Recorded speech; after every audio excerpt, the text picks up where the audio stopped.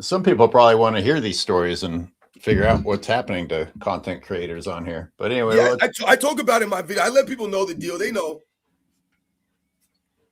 Resolve the video footage. All right. Happy Sunday, everybody. Happy 5th of July. Hope everybody had a great holiday. And hello to everyone in the chat. Good to see you here already. And Sports Fitness Rants, especially great to have you here. Thanks for bringing the energy. Thanks for joining on Sunday Bloody Fun Day. Absolutely, man. Once again, Airways, thank you for having me on here again, man. I really appreciate you, man, and everything you do. The czar of the video footage, bringing us those beautiful highlights before we start the Sunday show. And again, man, shout out to all you guys out there. We were shouting out some of you guys during the intro. Cameron, MCOC, I see you out there. The Third Eye, 369. Silk AS, 21. Shout out to you. Speedy Eagle, Barbecue Queen, 99. Once again, shout out to you for coming through. The Civilian Surfer, or the Civil Surfer, excuse me, coming through. M. Hunter Stevie, shout out to you. You see my man AOH merch right now. Y'all better go out there and get those t-shirts. You see and you know the deal, man. Once again, man, shout out to my man Karanu for coming through. Austin KC, shout out to you, the Black Mamba 2433. Once again, I appreciate you guys coming through. Thinking Through 1642, Mr. Fresh 1510 Sports TV. Shout out to you guys, man. Once again, you guys know the deal. Let's roll. I've got some. I think I'll just leave it on my shirt. You don't need to see my face, right? The shirt's better. Yep, I tell you, man, that's a classic shirt right there. I like it. I like how it turned out. Me and Airways were talking before we came on. I said, if you show that silhouette of LeBron James doing this, everyone knows exactly what moment that is. Everyone knows what moment that is, man. Fanboys, that can't feel good that these two embarrassingly iconic moments are both your boy, and they're both real. These are still frames of your boy acting the way he acts. Listen, a lot of people out there have seen those kinds of things happen before. And when have we seen those things? We've seen those things happen with our children, man. That's what we've seen. We've seen children act this way, and that was what LeBron James was doing in that moment, acting like a complete child, man.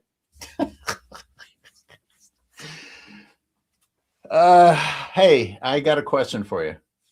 Do you remember Ronnie Cycli? Oh, absolutely. Yeah. Shout out to Ronnie Cycli, man. Played for the Miami Heat for some years. He played for a couple teams, but I remember him mostly for the Miami Heat and some of the playoff matchups with the Chicago Bulls and New York Knicks, stuff like that. But yeah, shout out to Ronnie Cycli, man. One of those guys that we don't really mention much anymore. I believe he played for the Greek national team, Ronnie Cycli? Yeah. He was born in Lebanon, but lived in Greece, played for Greece. But I was watching a 1992 Miami Heat Chicago Bulls playoff game. And the Miami Heat team had Brian Shaw, Steve Smith, Glenn Rice, and Ronnie Cycli. Yeah. And seeing Ronnie Cycli, he's white. He's white. And that's a big deal now because the media is telling us to think that it's white. But that's not the real reason. The real reason is, hey, we've had international players for a very long time. And the other reason I wanted to mention it is I know some people say that Kobe played with bums. Brian Shaw played with Kobe, did he not? I don't think Brian Shaw was a bum. Brian Shaw was a starter for the Miami Heat back then in that playoff series. Yeah, Brian Shaw was one of those players that you wanted on your team. He was a very good role player. He was one of the guys that was going to play winning basketball. Brian Shaw was also on the Orlando Magic for several seasons when they were winning some games during those years. So yeah, absolutely. Brian Shaw had some good size on him. And I said he hustled. Even to Steve Smith that you mentioned. Shout out to Steve Smith. Shout out to BB Queen. Forgive me for calling you Barbecue Queen before. I did not mean to do that. So shout out to you for setting me straight and correcting me in the chat. But yeah, shout out to Steve Smith because Steve Smith, a guy that we don't mention often during that time. It's another guy that gets lost in that shuffle when they tell you that Michael Jordan never played against any quality shooting guards and that the shooting guard position was weak during the 90s. I mean, Steve Smith came into the NBA like a lot of players came into the NBA and was ready to play. He was a very impressive rookie, Steve Smith, and right away when he came in the NBA, when you talk about that matchup that they had against the Chicago Bulls in the playoffs, That was Steve Smith's rookie season. And he was very impressive in that matchup against Michael Jordan, man, oftentimes, like I said, during that series. So shout out to Steve Smith. He was. He was good. What's up, Anthony Sanchez? What's up, Civil Surfers? Shouting out Eye in the Sky. M. Hunter Stevie. Shout out to Alan Parsons and that whole project. What beer are you drinking? I'm drinking Shinerbach today. Shinerbach. There you go, man. Shout out to Shinerbach. Speam, I don't know what you're talking about. Oh shit, someone sent an eagle. I didn't know you could do that. This is the future I dreamt of.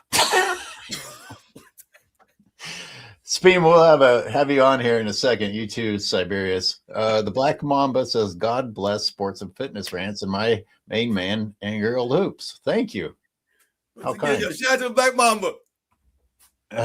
Nobody shout has out to Mountain Skies. I see you out there. 817 Untamed Scribe. What up?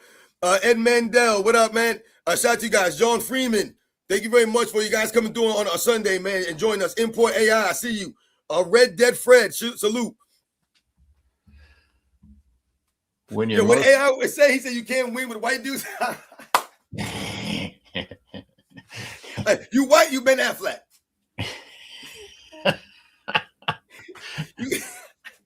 You can't win with 3 Ben Afflecks on the basketball court. Steve Smith is an unsung hero, just a straight up ball player, no gimmicks or bullshit. He was pretty likable too. He had something. He was something charismatic about him. He used to be on those. He used to be on those around the court things. Yeah, that was good stuff. That was. Yeah, no, I like Steve Smith, man. Like I said, he was always class. Like I said, he always carried himself, with that integrity. So shout out to Steve Smith, like I said, and shout out to Glenn Rice. You mentioned Glenn Rice before, and once again, shout out to Ronnie Cycli, man, because these are the kinds of things that we talk about a lot of times on these live shows. Even in our videos, we'll mention some of the other guys, or quote unquote other guys, and we mention the center position oftentimes in the '90s because that was one of the prolific positions of the '90s was the center position. And when you talk about the main guys, we always bring up the same guys over and over again, the Shaqs and the Alonzo Mournings and the Kemba Mutombos and the Hakeems and the Robinsons and the Ewings, right? We talk about these guys and over and over again. And the reason why we bring them up is because we're highlighting their greatness. But why were they so great? Because they competed against each other. But not only that, because the other guys, the other centers, right, the guys that we mentioned, the other guys maybe like a Brad Daugherty, we've mentioned guys like Rick Smith before, or Ronnie Cycli. These are the other centers that were in the NBA during that time, that were quality NBA centers that played the position, that had post-up games. Like I said, that did their job. These guys would be in the lane. They'd put their hands up. They'd challenge shots at the rim. This is what they did. They played the center position like centers, man. So once again, shout out to someone like Ronnie Cycli. And watching those old games, someone in the chat pointed out the big three of Longley and Kukoc and Kerr. Yeah, word. This is what Stephen A. Smith has done. He's like, now I'm noticing their color. Now I'm noticing what. I mean, honestly, it's a negative. It's like, oh, now I need. And then Bushler was on the floor at one point. I'm like, how on earth did the Bulls win with all these white dudes on the team? It's like when they say that, Michael Jordan played against, slow, unathletic white guys, but at the same time, you realize he played with the same slow, unathletic white guys. Yeah, like, wait a second, how the hell did he win with Paxson in his backcourt all those years if these white dudes are so slow? It's like when they say the competition in the 90s is weak, but Scottie Pippen was great. So he was the only great player of the 90s. Everybody else was a little bit less than what you remember. But Scottie Pippen, man, that guy was awesome, man. Everybody else, they were okay. Spame. Alonzo Mourning would absolutely handle this entire league in the paint. Yeah, he would. And that's just a big man off the top of his head. I agree. Look, Shaq still doesn't even seem possible to me. Like, it was unfair for anyone to have to go up against Shaq. Our first super of the day, and we'll probably start leaning toward just reading supers because we got a jam-packed show. Vlade Divac was very underrated. He was awesome in that 91 finals against the Bulls. Brad Daugherty was great too. Yeah, I mean, do people disrespect? I guess some people disrespect Vlade, but I mean, Shaq obviously disrespected him. No, I mean, listen. If you remember Vlade Divac from back in the day, Yeah, he was one of those guys that we're talking about. He was like the Ronnie Cycles, the Brad Daughtys. Like he was that other tier of center, right? He wasn't going to be one of those guys that was going to be the all NBA performers and stuff like that. But when you mentioned Vlade Divac in the 91 finals, Vlade Divac was a problem in the 91 finals. And why was Vlade Divac a problem in the 91 finals? Because he was going against Bill Cartwright. That's why he was a problem in the 91 finals, man. So what does that bring us to? That brings us back to Michael Jordan doing more with less. When you think about the center position, how prolific it was in the 90s, and the Bulls able to win these championships, man. Once again, despite this stuff, because someone like Vlade Divac was able to run roughshod all over Bill Cartwright and the bigs during that 91 finals. I mean, Vlade Divac was sensational in that. I mean, if you think about game 3, he's the one that makes that N1 play against Scottie Pippen, man, and goes over to Magic Johnson and gets the hug from Magic Johnson. He comes down, makes the free throw, and puts them up by 2 points with seconds to go. That was Vlade Divac, man. If you watch some of those games, it's crazy what he was doing. But he was a lesser guy when you think about the overall game of those big men, man. So once again, shout out to Vlade Divac. Medical Bill Cartwright got worked, says Import AI. Yeah. With that slow ass release, Bill Cartwright be like this, man. I mean, yo, man, I tell you, man, me and my dad would be sitting there watching some of these games, and we'd be like, why the hell they keep passing to this dude? You'd be like, yo, he'd be wide open. And you'd be like, man, hurry up and shoot the ball, man. And he would have that long wind up, man. And we'd be like, oh my God. How many times did you guys see them throw the ball? It didn't matter who it was.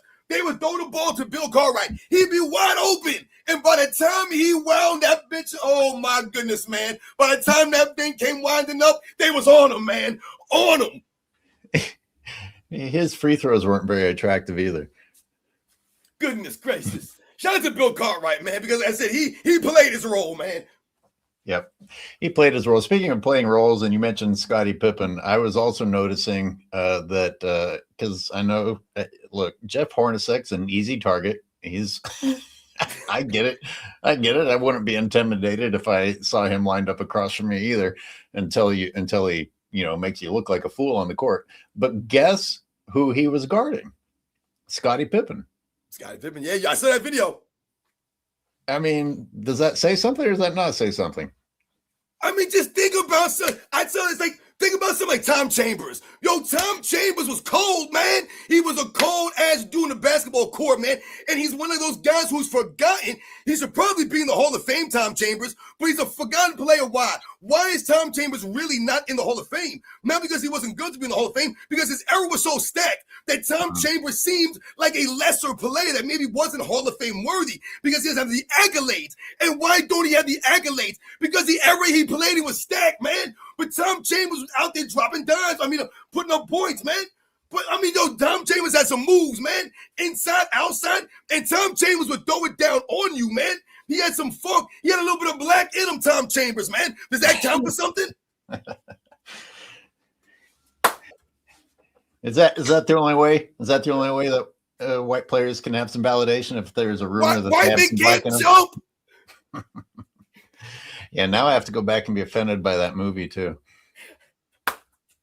Because remember, man, when we talk about stereotypes and you talk about saying or something like a white man can't jump, and you talk about the movie and why the movie is so great is because, again, what it's talking about is, yes, there may be something of a stereotype and there's always truth behind a lot of this stuff, man. But at the same time, it doesn't encapsulate an entire group of people. So you don't say something like, oh, white men can't jump at all. If you're white, you cannot jump. Because if you look at some of these guys, it's obviously that they can jump. So it's funny, but what is it really teaching you in that movie? To never underestimate your opponent, to underestimate or judge someone by how they look. Because when Billy Hoyle came out there and was cashing money on them dudes, and it's talking about let's go to Sizzler, his boy had the Jordan jersey on, and he was like, yo, man, what's going on here? And Sidney Dean thought he was going to do it.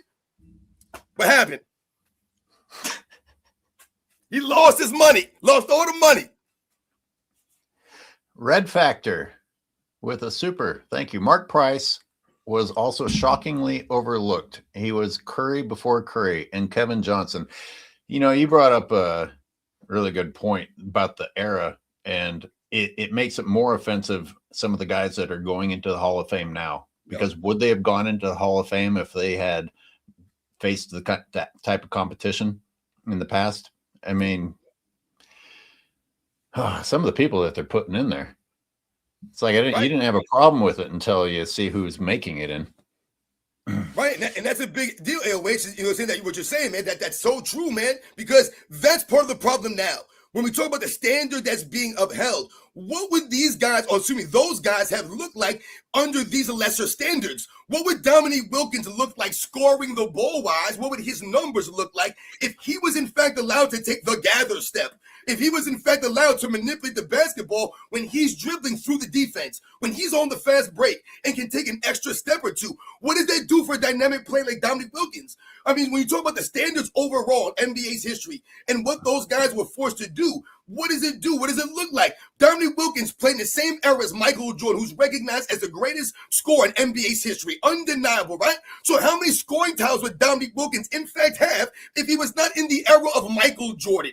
It's like there were a lot of these guys, the Jerry West, the Oscar Robertsons, who were scoring 30 points almost every single season of their careers, but they weren't going to snip a scoring title because you're playing with someone who's arguably the greatest at what they do. The Will Chamberlains, the Michael Jordans. So in the competition, who you're going against all matters. When Rudy Gobert has 4 Defensive Player of the Year awards, Scottie Pippen has 0, Tim Duncan has 0, right? It makes you think about these things. Hakeem Olajuwon has 2, right? When you start thinking about, oh my God, some of these guys have multiple MVP awards, but other guys never won one. Why? Because the era they played in, Russell Westbrook won an MVP, James Harden won an MVP, but Patrick Ewing never did, right? Jerry West never won an MVP. Are they greater than those guys because they won MVPs and they didn't? Why? Because look at the era that they played in. Are they going to win an era against Will Chamberlain? Are they going to win MVP against Bill Russell? Are they going to win an MVP against Bob Pitt or Oscar Robertson? No, they're not. So the competition is a lot different for some of these guys and who they're going against, man. We talk about these white guys that are playing in the NBA. Again, I said in my video, what are we differentiating and how are we clarifying who is quote-unquote white? What does white mean? Does white mean that your skin is white? That's all that matters. It don't matter if you're from Russia, from Germany, from Australia, New Zealand. It don't matter where the hell you're from, but your skin is white. You could be from Argentina and have white skin. Does that make you a white boy now? Is Manu Ginobili a white boy now? Is that what we're doing? Is he like Larry Bird? Is Larry Bird like Detlef Schrempf? Is Detlef Schrempf like Drazen Petrovic? Right? What are we talking in constituting as a white person? Because these dudes can ball. The white guys that were in the NBA back in them days, if you can't play sports because you're white, then how the hell do you make the NBA? You must be freaking amazing. Jeff Hornacek must be the baddest white boy in the history of white boys, because white boys can't play basketball, but he's in the NBA guarding Michael freaking Jordan in the NBA Finals. And oh, by the way, Jeff Hornacek's doing a fantastic job. You said, what does it mean to be white? What does it mean to be black?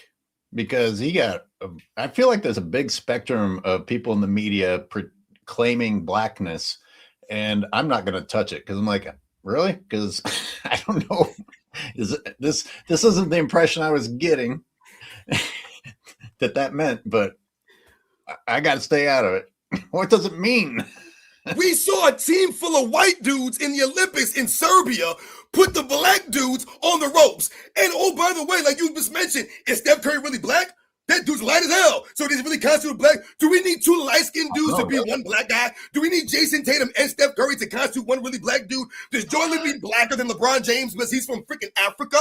I told you, my grandfather's off the boat African. The dude lived in a freaking bush, man, with tribal scars on his face. That's how he came to this country on a boat, man. All right? So what is that? You get extra blackness. You get extra blackness for that then. Exactly, that's what I'm saying. So you're telling me if we put a team full of black people out there, no matter where the hell they're from, we'll pull some dudes out the bush, throw them on the basketball court. Because they're black, they're going to beat the other 5 white dudes, no matter where they're from. So we'll throw any African nation on the basketball court versus Serbia, versus some other team with some white dudes on it. And because they're black, their skin, remember it's about skin color. It ain't got to do with who the hell were you from or any of that stuff. It's skin color, according to Steve Nash. They're going to win the game. Yeah, I don't know how many people listening have traveled, but black people in Africa don't look like American black people. It's very different. Man. Praise the dawn. This is how dumb we are. This is supposed to be about the sport of basketball. And this is what Stephen A. Smith wants to talk. Meanwhile, the rookie of the freaking year in the league you're talking about is a white dude from America. Holy hell, Stephen A. Smith. But you're talking about what white dudes cannot do as far as them playing at the highest level. This is insane. Again, is Luka Doncic a white dude because he's from a different country? He's European. Is he white? Is he like Cooper Flag? I didn't mean to go here already, but here we are. Bill Laimbeer. This is fantastic stuff, though. Yeah, and Bill Laimbeer, who I don't know if Praise the Dawn is mentioning him because he's white, but he's not in the Hall of Fame. Interesting. Do you think he should be? I'm not sure, but do you think he should be? I think this is a classic case of what we just mentioned. If Bill Laimbeer, I hate to do the ifs and all this nonsense, but I feel like his game and what he does, he would have had the accolades. Maybe he would have won Defensive Player of the Year award in this era. So maybe that qualifies him for an NBA Hall of Fame all of a sudden. So again, I think it comes down to the era. People forget that Bill Laimbeer was one of those centers. We didn't even mention him before, even though he's viewed more of an 80s type of player than more of the 90s guys. But he was center that could stretch the floor. I say the same thing all the time. When Michael Jordan tied the record for three-pointers in the NBA Finals in 1992, Bill Laimbeer was one of the players he tied, along with Michael Cooper. So who would think about Bill Laimbeer from that era knocking down that many threes? But that's what he did, and he was a very good rebounder, man. He was just a nasty dude, Bill Laimbeer, man. Dropping the information, and that's why Sports and Fitness Rants is here. Well, that's one of the reasons. He's just got it stored up here.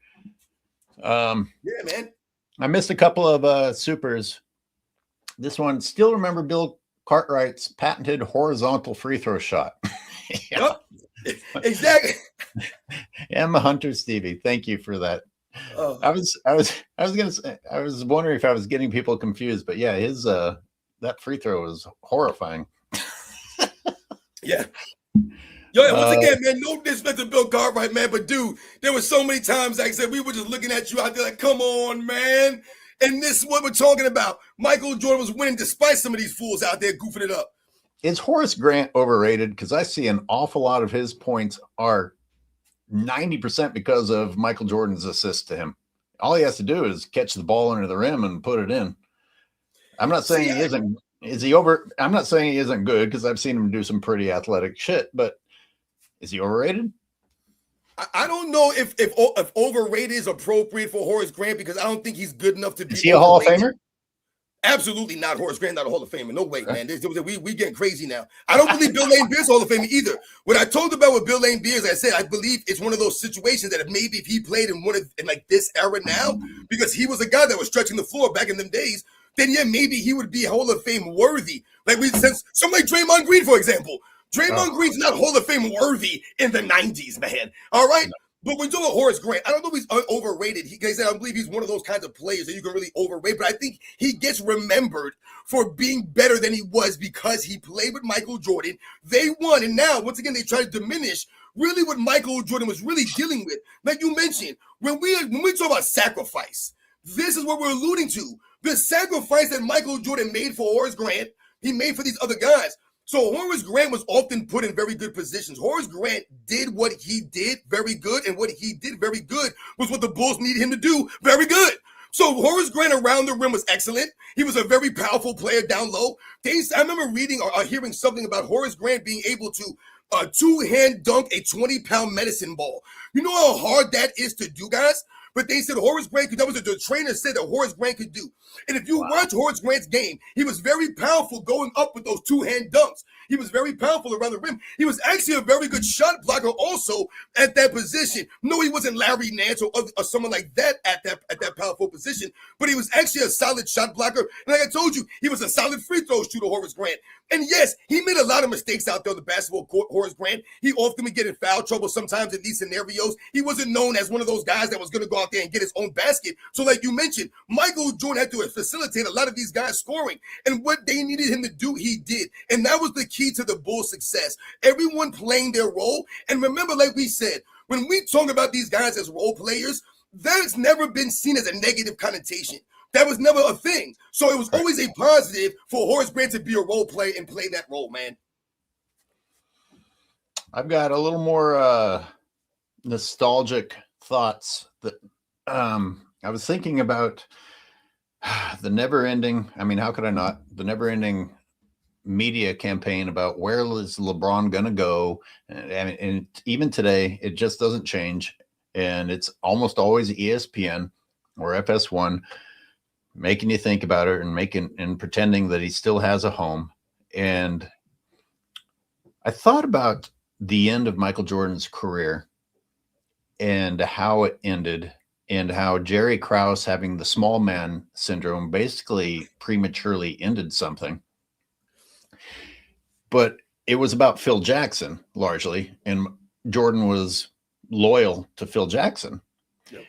And while some fanboys might say something along the lines of, well, you should have just played no matter who your coach was, I think that there's something to be said about loyalty. But imagine how many coaches nowadays, not just LeBron, but other players, get fired, or the franchise will bring in exactly who they want. And here is the best player who's ever played, who just finished delivering you another championship, and all you can do is say, well, I'm going to fuck you. I'm going to change things up.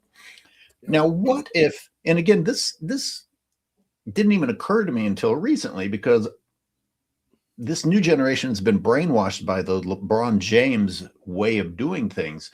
But look what Jordan could have done. And Phil Jackson. Yep. Fuck you, Krause. Fuck you, Bulls. Phil Jackson goes to the Lakers immediately, and Michael Jordan goes with him. They join Shaq and Kobe. I mean, Jordan have Bill Russell number of rings. You know, if you wanted to take the easy way out, if you wanted to, I don't even know if you would call it lack of integrity, considering that it would have been a retaliation to being shit on by Jerry Krause.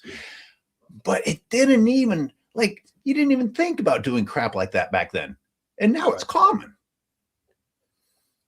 And I mean, I never, you know what's funny? You bring that up. That's a great point about the Michael Jordan, Phil Jackson kind of doing that and thinking about themselves in that regard to try to screw over the Chicago Bulls and show them, listen, man, we don't need you guys. You know, you guys are trying to act like we're not important into what's going on here. And we mentioned Michael Jordan and what he could have done individually. He could have just taken the member. The Bulls had no problem bringing back Michael Jordan, man.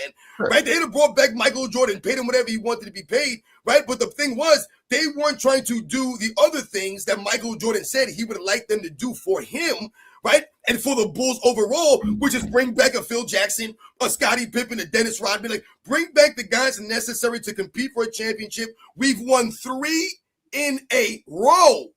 So why not go for 4? Michael Jordan said, what I wanted to lose, I wanted someone to beat us. That's what I wanted to do. So like you mentioned, AOH, they could have made their minds up and did some tag team, joined the Lakers. Hell, they could have joined a lot of teams at that time, and they would have made a lot of teams very, very competitive. Immediately, they would have been title favorites wherever Michael Jordan and Phil Jackson went together, man, because you know they would have maybe brought somebody else with them, but i.e. a Scottie Pippen. Maybe Dennis Rodman would have followed them wherever they went if they came back for that 1999 season. So there are a lot of possibilities, and Michael Jordan himself could have turned around and said, I don't care about any of these other fools out here. Just give me my money. You know what? Give me like $50 million. I want to, make more money than anybody in the history of the world. And you let everybody else go. I don't care about these fools. Nah, Jordan, like I said, he stood on his integrity. He stood on his principles and his values. Good take. Let me read some supers, and then we'll get to the sound bites. Yeah. Because the sound bites are going to just derail us. Okay, this is from Swan Daily. As a black man, Stephen A. Smith voice. This race talk in the NBA is exhausting. Can you ball or not? That's the only thing that matters. And one of the sound bites that I have today is from Rick Bucher, who did do exactly what I thought he would do and put it more eloquently than I could have. But as if you listen to the video that I put out, one of the first things I thought of was declarations are actually confessions, when Stephen A. Smith felt so obligated to yell that he is a brother. Why do you feel the need to? Anyway, Red Factor with another super. Stephen A. Smith loves crapping on a white lineup, but he also piles on black players who will not fall on their sword for LeBron when he fails. Yes. Like Russell Westbrook and Kyrie Irving and his Cleveland teammates.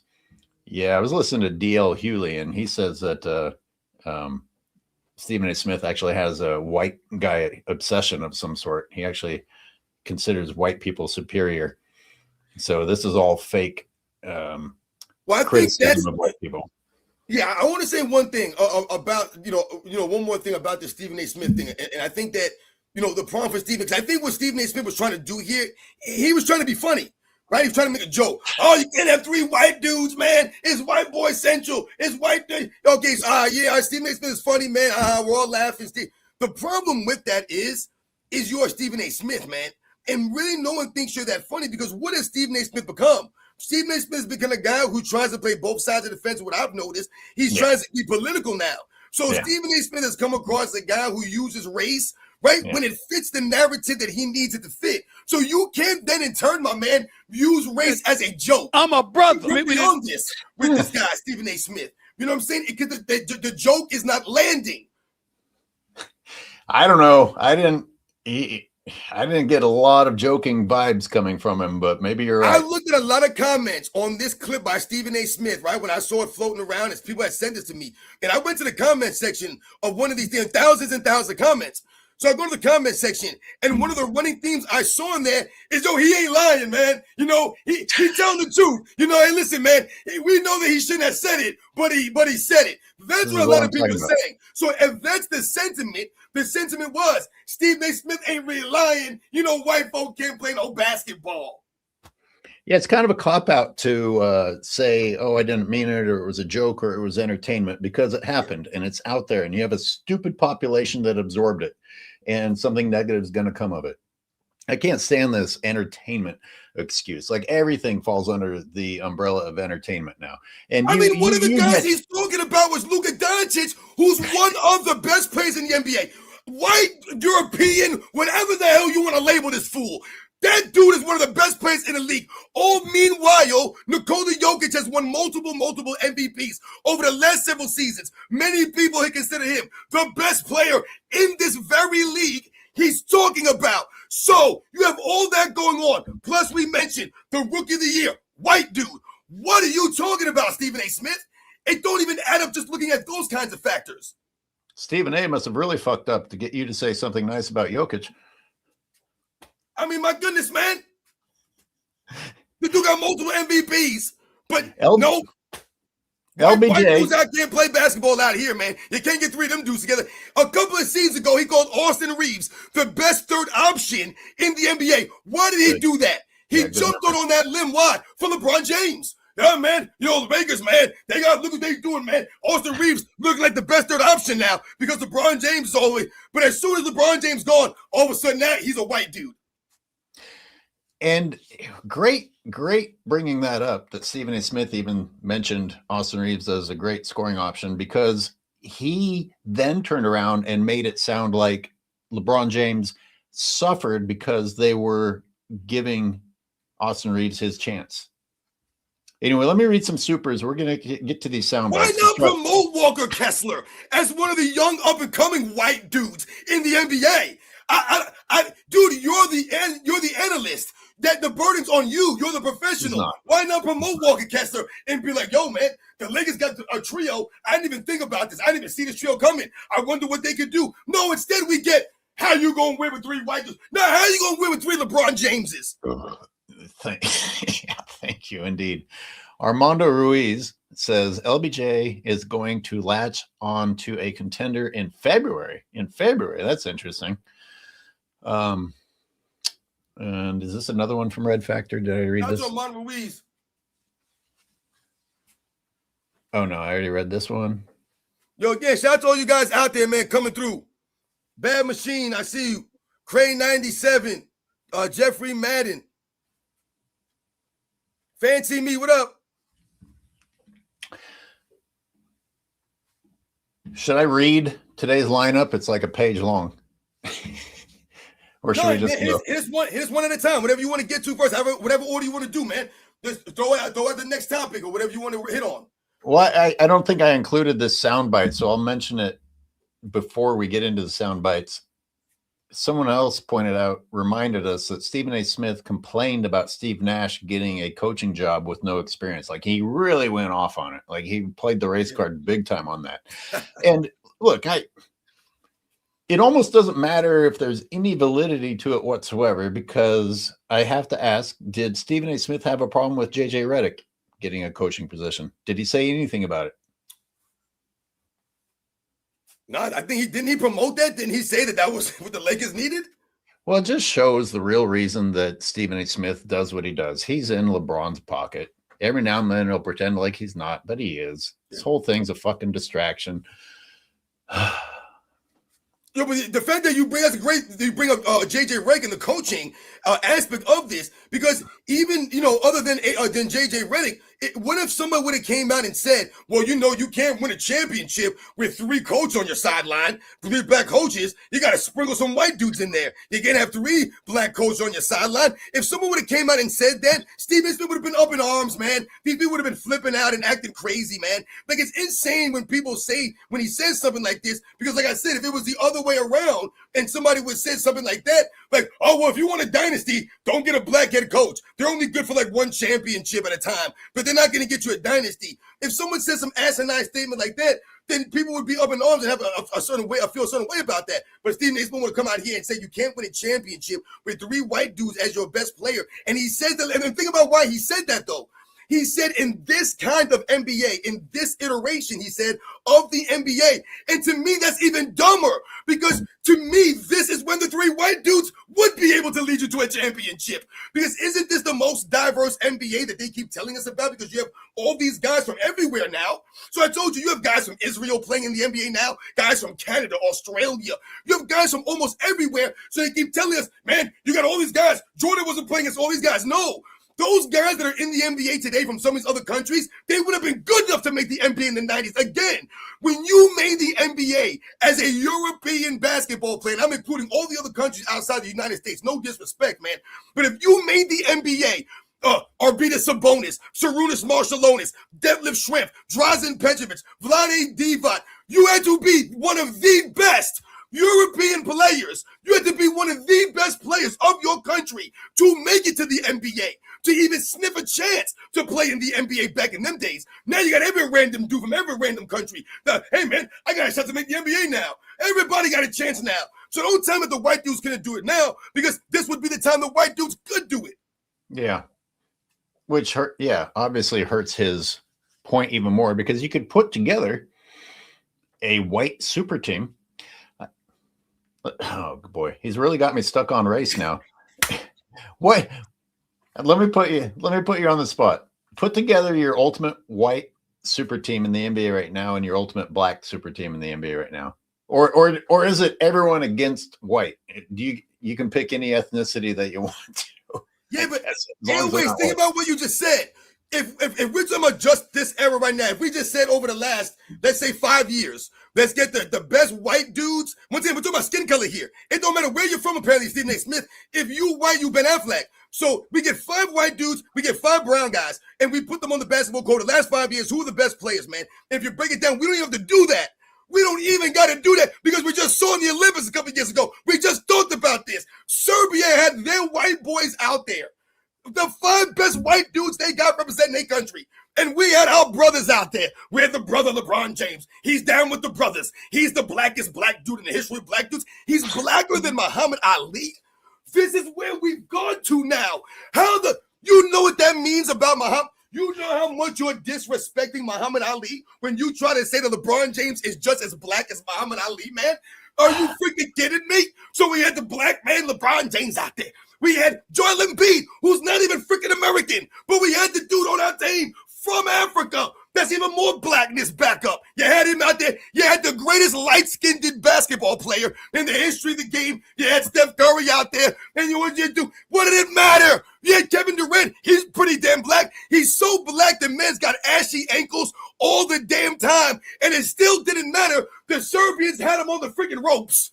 So if I got Nikola Jokic, and I got Luka Doncic, and I took Cooper Flag, and I took a bunch of these dudes out to the basketball court, they gonna be all right, man.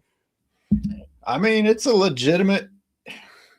God, now Stephen A. Smith makes me want to see a race war on the basketball court. It would be entertaining to see the ultimate white collection versus the ultimate black collection and see who wins. Because again, who qualifies as black? Is SGA a black dude? He's from Canada. So what does he qualify as? Victor Wembanyama, is he black? He's from France. So again, where do we start going down the rabbit hole with this nonsense that Stephen A. Smith talks about? And again, we're losing sight of the fact that the NBA is in complete shambles because of someone like LeBron James not going away. Let's soundbite.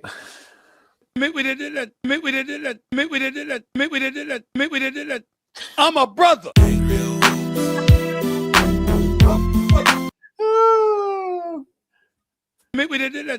I'm a brother.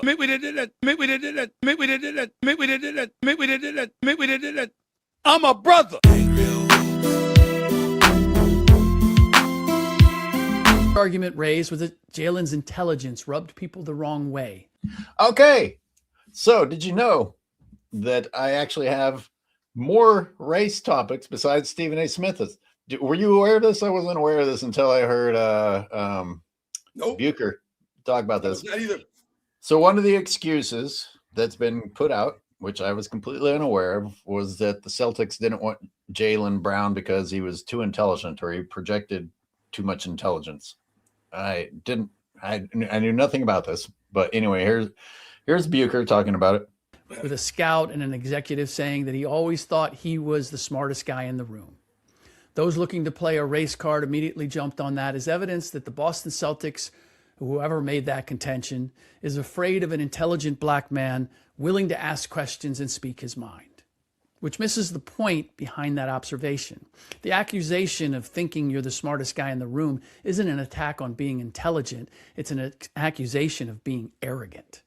I've met plenty of incredibly smart people. The ones I admire and look for any opportunity to avail myself of their knowledge are the ones who don't act like they're incredibly smart. In part because the more you know, the more you realize how much you don't know. Intelligence should breed humility, not self-importance. Damn, Bucher! That's my cracker. Oh, Rick Bucher. Dude, he said so much right there because you really should. Like, we have some of the least intelligent people who are fake portraying intelligence, and they sound dumber and dumber, but they say it arrogantly. And as he is saying, the more you learn, the less you know. Like, intelligence should breed humility, not arrogance. And if you're walking around acting arrogant, it's probably a sign that you're not that intelligent rather than being intelligent. I've mentioned Stephen Hawking on my channel. I mentioned one of his famous quotes about the illusion of intelligence being one of the biggest threats overall to mankind. And that's what you're dealing with. And we've mentioned this several times, AOH, the fact that a lot of these, professional athletes these days, especially these days, because they have more of a platform these days, back in the day, you had to be one of the best players in the league to have any kind of platform where people would actually respect and listen to what you had to say. You had to be one of them dudes. Now, is it Draymond Green got a platform? Everybody got something to say. Everyone's got a platform. And what we've noticed and talked about is that what this really has done is expose a lot of these guys is being really below average intelligence. And I'm not meaning that in a disrespectful way or to disrespect them. But what we're saying is that you didn't realize how dumb some of these guys really were because they never tried to come across and speak in a way that they can't speak. So when we talk about LeBron James and the fake reading books, that's what this goes back to, guys. I told you, my wife is an avid book reader. She will just sit down and read a freaking book, man. I don't know how people do this stuff, but people do it, guys, and they enjoy themselves. However, I've told you guys what about LeBron James that does not make me believe that he actually does these kinds of things like someone like my wife because of the vocabulary that he's lacking. When you read books at a high level, you're reading them often, you're not reading children's books, that LeBron James claims to be a book reader and stuff like that, then you're going to, once again, gain some level of vocabulary. You're going to be able to articulate yourself in a certain way because you're going to learn certain words. When you listen to LeBron James speak, did you believe that he's actually reading books, man? That he's gaining any kind of, even if you're listening to someone, if you just listen to videos of someone that speaks very well, that use a high level of vocabulary, you're going to infect yourself gained some level of understanding and vocabulary just listening to these people.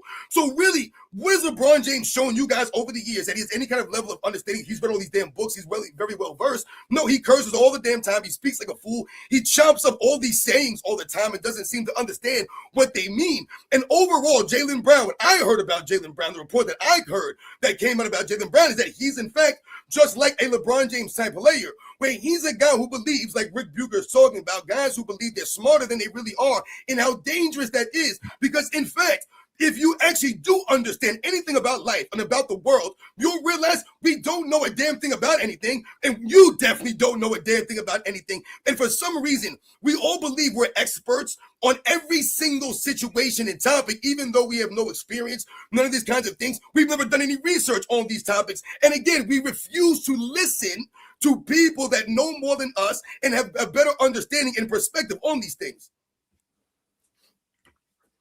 Well said. When I saw the announcement that the Lakers had acquired Walker Kessler from the Utah Jazz and signed him to a 4-year, $130 million deal, I immediately thought, the 3 highest paid players on the Lakers are all white. When is the last time that happened? I also thought, man, $450 million is an awful lot to invest in a superstar that struggles to stay healthy and in shape, Luka Doncic, and a borderline all-star whose ability to get to the free throw line and vulnerability on defense don't translate to the postseason all that well in Austin Reeves. You know what he just did? He sounded like a sports analyst. He actually pays attention to the fucking game and broke down everything about those 3 guys. Stephen A. Smith did Stephen A. Smith provide any of those details? No. White Dude Central. Okay. Sorry, what you wanted to say something else? No. When he said about Luka Doncic, about having a hard time staying in shape, quote unquote, to me, again, that's funny that he says that, because that was never really a narrative around Luka Doncic, so to speak, or it was never perceived as a negative or a problem on his career when he was making All-NBA first team every year, and he actually, in fact, led the Mavericks to an NBA Finals. No one was really talking about Luka Doncic and him not really being in great enough shape. Yeah, people were talking about it, but it was never, like I told you, a hindrance to the fact where, like I said, he had to go and reinvent himself when he played with LeBron James, because that's when it was really, really becoming an issue. Yeah. I remember them taking the beer out of his hand after winning a game, which I thought was kind of ridiculous. He can have a fucking beer. Are you kidding me? I remember that when they lost the finals, there were people saying that, Luka Doncic was fading down the stretch of some of those games, and they were talking and pointing to a lack of, him being in shape or exercising to that degree or being that kind of guy. But not every NBA basketball player is going to be a great all-time great basketball player, and at the same time, be a guy that's all about exercise and fitness and making the right, smart, nutritional choices. That's a challenge for a lot of people. So for Luka Doncic, that might be a challenge for him to have that kind of lifestyle where he's exercising regularly, where he's making a smart, nutritional choice regularly. The problem for a lot of these guys, like a Luka Doncic, is that that's not really an excuse. Because again, you have all of these luxuries afforded to you. So you can have people making your food. You can have a personal chef. You can have personal trainers. You can have everyone setting up and making everything as convenient as possible it is for you to make a smart nutritional choice. Because that's the problem for a lot of people. It takes a lot of effort, time, and energy to prepare and make your food from scratch, to think and pick out what you're going to eat. A lot of people spend more time and energy picking out their outfit they're going to wear to work in the morning than they do what they're going to eat all day. So we have to prioritize how much time and energy and effort we're willing to put in certain areas, of this stuff. But Luka Doncic not being in shape, or possibly not being in shape, was never really the problem until it became LeBron James' problem. Slightly related. I just wanted to shout you out for your fitness videos and for you calling out the Serena Williams ad, just encouraging people to take pills instead of solve things the correct way. Freaking injections, AOH. I mean, this stuff is crazy to me, man. We're doing GLP-1, ads. I mean, Serena Williams to me, like, come on, girl. Like, she was the same one that was advertising for the Total Machine with LeBron James. Like, y'all both a bunch of goofs. Like, I'm supposed to believe that a machine that came out after Serena Williams was already like 15 years into her career, a machine that came out at the end of her career, same thing for LeBron James, that's what helped them get in shape. These machines cost $5,000, man. The hell out of here. GLP-1, got people taking pills and powders to lose a couple of pounds. They look like hell and they still feel like hell. Yeah. No, I know what you mean. I hope people will listen to what you're saying. Praise the Dawn.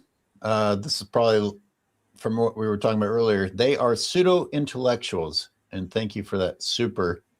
And the real Siberius, I don't know who he's quoting. It's in quotes. The fundamental cause of the trouble is that in the modern world, the stupid are cocksure, while the intelligent are full of doubt. Yeah, that's a great quote from the real Siberians. I mean, he always comes and hits us with some great gems out there. So once again, shout out to him. And I told you, that's a very serious problem for a lot of, I mean, we talked about, even as simple as something as basketball, just a sport of basketball, thinking that you're the best basketball player or you're smarter than the coach. You're smart. I mean, how many times do we hear these LeBron James weird stories? Yeah, man, LeBron James, he don't listen to the coaches. The coach drove a play. LeBron James come out on the court and say, no, man, we ain't doing that, man. I saw him, we going to do this instead. And they brag about LeBron James' high IQ. Yeah, man, LeBron James knows what the other team's going to do. He knows all the plays. He's calling the plays out. He's telling us what they're going to do. Then how are y'all losing? I don't understand it. If you know everything, how do you lose all the time? It don't add up, man. And LeBron James, again, always thinks he knows everything. Yep. All right, a little more sound bite. Along with a young center who played 5 games last season after undergoing labrum surgery and has never played on a winning NBA team. Yeah, it's concerning. Walker Kessler. Sure. I also knew that there would be people on social media quick to point out the trio's whiteness and suggest the Lakers were turning the clock back to the days of George Mikan. What I did not expect is that someone would go on a national platform and suggest that the Lakers made a mistake spending all that money on Doncic, Reeves, and Kessler because their skin color prevents them from being successful in the NBA. Yet that's exactly what we heard. He just called out Stephen A. Smith. Yep. And good for you. Why is he the only one on a major platform that did it? Because it's forget the race part. It's shitty sports journalism. Because he was inaccurate. As you and I have already pointed out, it's not about their skin color. It's about which players they chose and whether it was a good investment. If they'd chosen a different crew of white people, it would be a different story. Like Stephen A. Smith made it about race when it didn't need to be about race. Now, I mean, I'm completely fine with. No, I'm sorry. No, go ahead, play it. The idea that the Lakers core has some flaws and that they might not have spent their money wisely. But this idea that being white precludes a player or a team from being successful in the NBA is something out of a bad 80s movie. It's one thing to float a joke like that in private company or even play off the trope in a movie, like white men can't jump. But it's something else entirely to talk about it as if it's legitimate NBA analysis. First of all, the highest paid players on a team are not always the best players or considered the talent nucleus.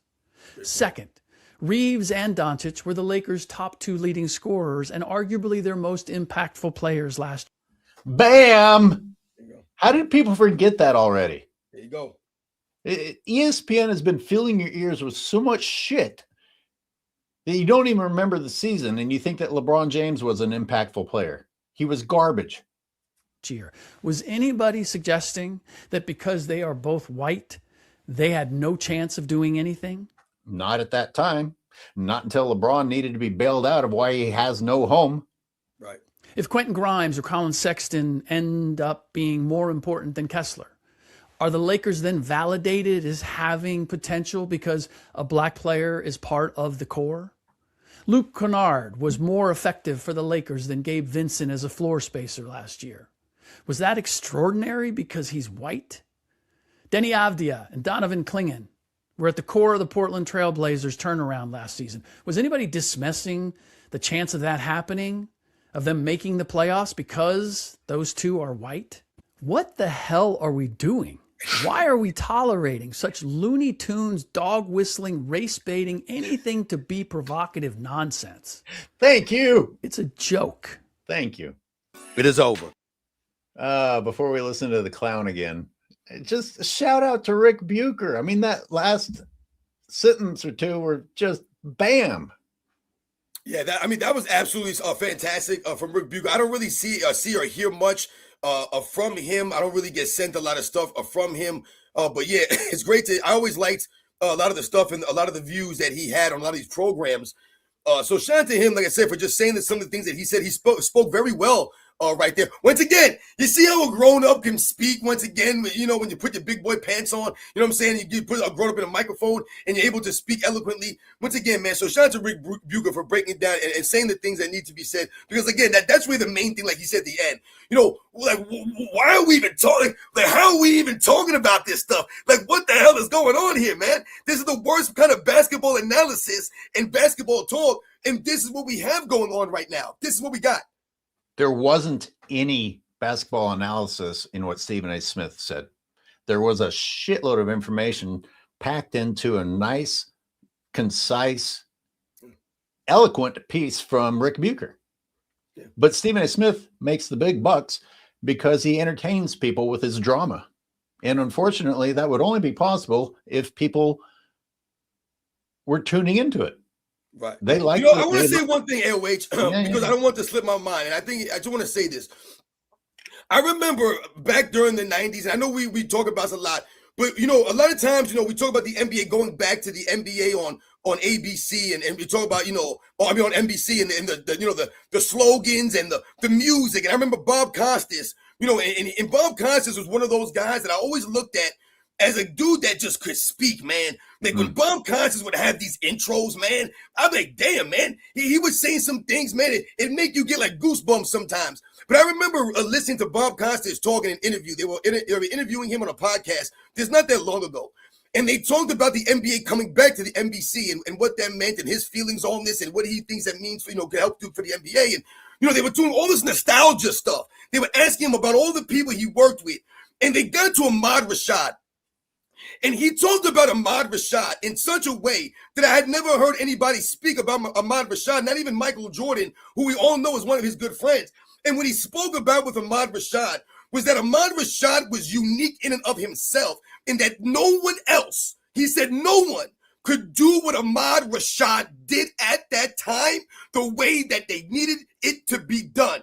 And they said the reason it is because Ahmad Rashad's charisma, his personality, his swag, he said who he was and the connection he had as a former athlete with some of these players, the connection he had with Michael Jordan and how he was able to have these interviews and have these interactions and be able to get that kind of access that other people could never get because he was Ahmad Rashad. And he said he made that show and he was a huge part of that. And you think that had anything to do with Ahmad Rashad being some black dude, man? And he was like, yeah, we needed a black dude on the sidelines, man. We needed a brother out there because if we didn't have no brother, they wasn't going to go talk to nobody, man. Are you freaking kidding me, man? It's Angry Old Hoops and Sports and Fitness Rants live on Sunday. We got about 300 people in here. We got a lot of chats coming through. I encourage you to put in a super if you want your chat read. We just listened to Rick Bucher. I think I might play that last couple of seconds again. Because, I mean, he just clowned Stephen A. Smith, and he actually sounded intelligent doing it. It was fluent. Race baiting, anything to be provocative nonsense. That's Stephen A. Smith. That bit right there. Anything to be provocative nonsense. Yep. Which is what the NBA is becoming. This excuse about it being, oh, well, it's officially under the umbrella of entertainment. Yeah, but we used to be entertained by the athletes being athletes, not this off the court nonsense. Thank you. You are white. What the hell are we doing? Why are we tolerating such Looney Tunes, dog whistling, race baiting, anything to be provocative nonsense? Why are we? There's a question to our viewers. Why are you? What do you think happened? Why are we tolerating it? And as Sports and Fitness Rants, as you pointed out, you saw in the comments, a lot of people buy into it. Yep. It's not innocent. It's not a joke. They're like, oh, well, he ain't lying. Yep. Oh, shit, it's true. Somebody had to say it, which is exactly what Stephen A. Smith did. Oh, right. Someone has to say it. I'm going to be the brave guy for calling out the racism of the Lakers. You left out all the sports analysis, Stephen A., about why it may or may not work and only focused on skin color. Whether you're right or wrong about their success, you left out anything that had to do with tangible evidence. At least Rick Bucher brought concerns. He didn't say they're going to win because they're white. He said, hey, there's possibly some flaws here. Right. But will we get an apology from Stephen A. Smith if somehow this works out? Maybe the people building this roster see something we don't, and it's actually going to flow really well. Will he have to back up and apologize for what he said? No, because as we already mentioned, this is really about distracting from the fact that LeBron James is still homeless.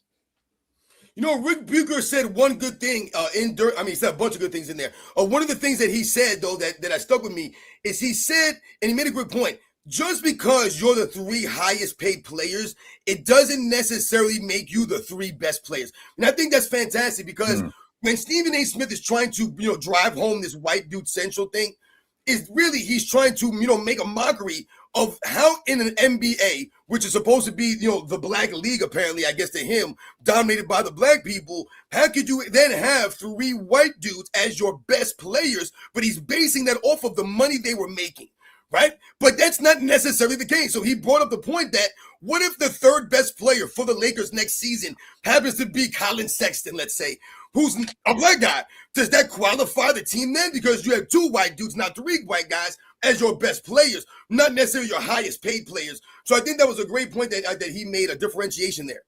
Yeah. And speaking of the other moves that the Lakers made that Stephen A. Smith left out, how fast did they make those moves after they were freed from LeBron James's salary cap hold? I mean, right. to pretend that the Lakers were in shock and dismay and hoping LeBron was going to come back and had already completed like 5 moves within 30 seconds of the news. Come on, fanboys. Come on. Oh, man, it's so true. I mean, listen, man, does LeBron James fans, a lot of these people, because Stephen A. Smith is doing a lot of this stuff, once again, trying to cover up and really, they tearing down the Lakers as soon as they found out that LeBron James wasn't necessarily going to be playing for the Lakers anymore, and they started making these moves. Everyone starts crapping on the Lakers. It's really laughable to me because a lot of LeBron James forget about a lot of these white guys that helped LeBron James throughout his career. Someone like Mike Miller, for example, right? He's a white dude, but he went out there during an NBA Finals and was knocking down some shots, man. The real Siberius said, the game on the court used to be so profound it erased the idiocy on it and off the court. The game today isn't good enough to do that. It's subpar. Yeah, and we look to be entertained with other things, unfortunately. That's a great point, though. Siberius. He's right. That's what happens now. We don't have, I told you about this before in the video that I made earlier today about this new rule that the NBA was trying, doing a trial with during the Summer League. And I talked about how, back in the day, the NBA did not require all these different kinds of angles and gimmicks to keep people invested in the games. And we talked about how the players kept you invested in the games. So now when you flip around and you come to a basketball game, this is for me now, at least anyways, and I see an NBA game is on. If I decide to stay on that NBA game, for me, the problem is the game doesn't hold me there. Back in the day, if you flipped around on the TV and the basketball game was on and you put the game on TV, the game held you there. You were held to the game. And why were you held to the game? Because of the players, not because some gimmick rule or some gimmicks that they were promoting or some weird stuff that was going on. Or they were trashing the other eras and talking about these guys that they were so amazing and stuff. No, because the players, games, their personalities, you were drawn to these players and these teams. It kept you locked into the TV screen. This is from, Jesus, StreamYard. You make it really hard. Sarah Zong. Thank you for your super. Shout out to Sarah. Go ahead, read that. Yeah, once again, shout out to Sarah. Forgive us if we jacked some of you guys' names up. You guys know I be jacking names up, man. So once again, forgive us out there. She says, what's pathetic is Stephen A. Smith saying LeBron left because all white players. Right, exactly. Pushing the false narrative is pathetic. LeBron left because the Lakers didn't want his ass. That's a great point that we did not mention. So shout out to Sarah, because that is true, because Stephen A. Smith did mention that was why. That's what he said. He goes, you think LeBron James want to play in white dude central? They didn't want LeBron James there, but he's trying to make it seem like LeBron James didn't want to play there because they had white dudes on the team. We're going to get to it. Yeah. Thank you, Sarah. And here's another one. This is from Mr. Shanny. Hey, Mr. Shanny, good to see you here. Hey, Dr. Shanny. Go ahead. Once again, shout out to Mr. Shanny for coming through as always. When I was younger and dumber, I resented people like Rick Bucher and Rob Parker. Now that I'm older and wiser, I appreciate it. Yo, that's a great point right there. And shout out to Mr. Shanny for saying that, because I think that someone like Rob Parker is underappreciated for some of the things. Listen, these guys are not perfect analysts. We're not saying that these are the greatest analysts of all time, but what we're saying is that these guys have remained and shown a certain level of consistency, and they've held a certain level of integrity, for some of these sports they've covered. Rob Parker has continued, to push back on a lot of the narratives, that we talk about, and so has Rick Bucher. So once again, a shout out to Mr. Shanny. It's very important. Thank you. I agree. Thank you for admitting that we were dumb when we were young. You think you know everything. It's the arrogance we were talking about before. And if you have any decency, you might look back and be a little bit ashamed and say, oh shit, I was wrong. And, it's one of the reasons I have a problem with so many of the youthful billionaire takeover that's taking place here with the tech movement over here. These guys have some ideas, but you're not old enough to know if they're good ideas, and they're taking over anyway. Yeah. But, I certainly thought I was right. And I look back and I'm like, damn, my dad was actually really patient with me. I thought he was being a dick. And he was like, I was being a fucking fool. Right. And that's how you grow, right? Like you said, you're young, you make mistakes. That's how we grow from stuff. And as Rick Bucher said, as you get older, maybe you get quieter because you realize the more you know, the more there is to know. You're not that smart. You're not that smart. And if you shroud yourself in ignorance, it's only an illusion of intelligence, which is exactly what I hear every time that Rich Paul opens his mouth. If you've ever been to like a zoo, or if you've ever been to a museum before, or an aquarium, any one of these kinds of things, that will try to teach you, science or learn about the world, and, some of the things, the creatures, the animals, the plants, the things that are in the world, man, on this earth. If you go to some of these institutions and you read up on some of this stuff, like I said, you go to a museum or something, or a zoo, an aquarium, you see what's out there. You don't know anything, man. You have no idea about any of this stuff. It's laughable. Like I said, that's where the humility comes in. Because like you said, I tell you guys stories about my time in the Navy. I had never been out in the ocean. I had never been to any other place outside the United States. I didn't travel when I was a kid. I had never been experienced or exposed to any of this kind of stuff, guys. And what you realize is, like I said, I don't know a damn thing about the world. The world big as hell, man. And the world is different everywhere you go, man. So when you talk about what you do and don't know, and you talk about living, in this world and going through experiences, being young, making mistakes, doing stupid stuff, saying stupid things, right? That's where the humility comes in, because you realize, yo, man, maybe I should shut up here. Oh, maybe I shouldn't do this here. That's called humility. You've learned from this stuff. Again, you realize, I don't know nothing, man. You don't know a damn thing. That's what makes you able to listen to other people.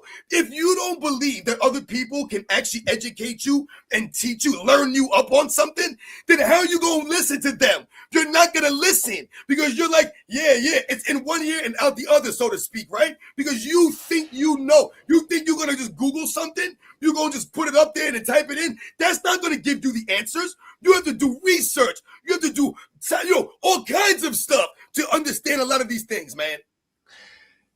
Amen. And I want to put M. Hunter Stevie back up on the screen. Thanks again for your supers. I think the La Media is speaking as they are now out of fear because they've lost some control of the narrative now. Imagine if the Lakers do much better now that he's gone. It's why he wanted back in. I mean, I don't know how you can draw any other conclusion.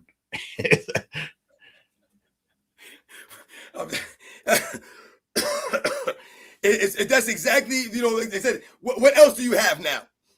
I mean, the desperation level that you're going to hear in the next soundbite from Stephen A. Smith. Yeah. It kind of says it all. Let me read Jimmy James, and then we'll play that soundbite. Jimmy James, you'd rather look good and lose than look bad and win. Billy Hoyle, white men can't jump.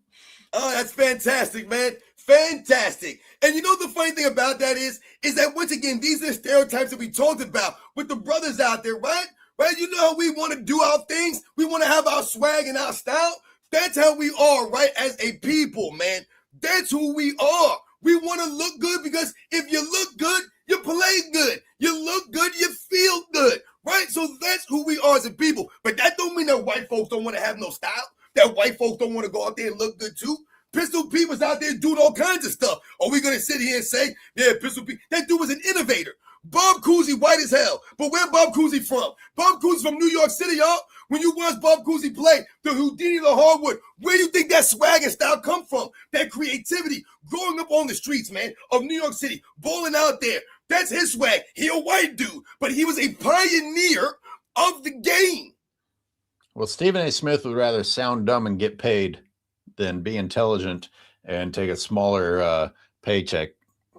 Rick Bucher has disappeared because he had the nerve to criticize LeBron James and tell the truth in the past. You don't see him, and he does not have that many compared to Stephen A. Smith, maybe even compared to me. He doesn't have that many subscribers. It's kind of sad, but that's the way it is. People don't want to fucking hear intelligence anymore. They want to pad their own stupidity. Like I think about someone like Deion Sanders. To me, he's a prime example of look good, play good, feel good, man. Deion Sanders was all swag, but he had the game to back up that swag. And to me, primetime Deion Sanders is one of the primetime examples of black swag, man, and black greatness out there on athletic field, man. Backing up the swag, backing up the talk, going out there and representing. Vincent Garcia says, sorry, joined late, but great players that are underrated. Stacy Plastic Man Ogman. Loved that dude. Shout out to the hype man, SNFR. Yes, indeed. My energy, man. That's my man, Vicente Garcia. All right. Well, here's the soundbite that we keep alluding to. It's a joke. It is over. And it is over because LeBron James, as is his custom, made his own decision. I mean, how fucking desperate does that sound? Really? Hey, everybody. Forget everything that you see. Here's what really happened. Oh, goodness gracious. It wasn't forced upon him. You lying? LeBron James has informed the Los Angeles Lakers that he is moving on. They don't look up to LeBron anyway. I don't feel like LeBron is beloved in LA. I don't even think he's really appreciated. It was not the kind of moment that Kobe had. Damn. Stop what you're doing for a second, because we are witnessing the end of one of the most defining eras in NBA history. I like you, man. You lie a lot. He told the Lakers that they can move on with their business this offseason because he will be playing his 24th NBA season elsewhere. So Get the hell out! Get out of here, LeBron. Go back to LA. Don't come to New York with that. Boo! Boo! Boo! LeBron, you never beat Jordan. You never beat Jordan, my Oh, Never beat Jordan.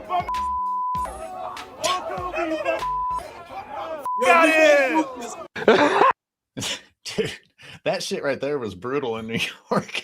I'm telling you, man, that's what my man was catching all kinds of strays out there. New York gonna tell you how it is, man. Don't come to New York with that nonsense, man. Don't come there with them orange purses and them short suits. That was a that was a little montage from one of Uncommon Sense's openings. So much you do an entire show at the first few seconds. Yep. But boy, you must be feeling better now that the going to the Knicks rumors are dying away. They've made almost everyone out there feel nervous for a little bit, claiming that LeBron James was being pursued by different teams. And it's like, we don't believe you, but I'll feel better when it's over. You know what I actually heard, AOH, which is pretty funny to me, is that LeBron, this from Rich Paul. Rich Paul said that LeBron James would have went to the Knicks if they did not win the championship. And well, to me, let me stop you because you corrected his grammar. You said it correctly. I guess instinctively. Here's the actual quote. I have it in front of me. If the Knicks hadn't have won, and this is ESPN reposting it, and they quoted him directly. They didn't bother correcting it. Oh, God damn. And this was one of my talking points today. Which yeah, see, that's what I'm talking about. This is what I'm saying, man. When I talk about some of the things, and how some of these guys speak, and the level of intelligence that Rich Paul. Listen, I'm not saying that I'm smart and I can articulate myself and I speak so well. That's not what I'm saying. I understand the level of intelligence that I do and don't have. Rich Paul always comes across as an arrogant, condescending guy who believes he's the smartest guy in every room he walks in. And why does he believe that? Because of his bank account. He believes his bank account makes him smarter than everyone else around him. Are you freaking kidding me, man? There are people living on the streets that are smarter than you, my man. But that's where you believe your intelligence comes from. The amount of money in your account, the kind of car you drive qualifies you to step in any room and feel like you're the greatest and smartest of all those things. When you're not, my man, I would never take advice how to be a grown-ass man from Rich Paul, man.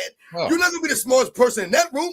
If you walk into a room full of fathers that are raising other, people out there in the world, you would not be the smartest person in that freaking room, my man. I ain't taking no fatherly advice from Rich Paul. Are you kidding me? You're a yes man.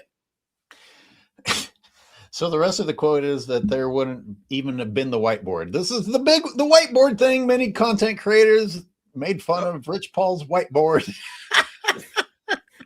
With the starting lineups. Oh, yeah, you put LeBron James with these guys. Are you kidding me? I told you, it don't matter where that fool go. He ain't making nobody better. Are you kidding me? No.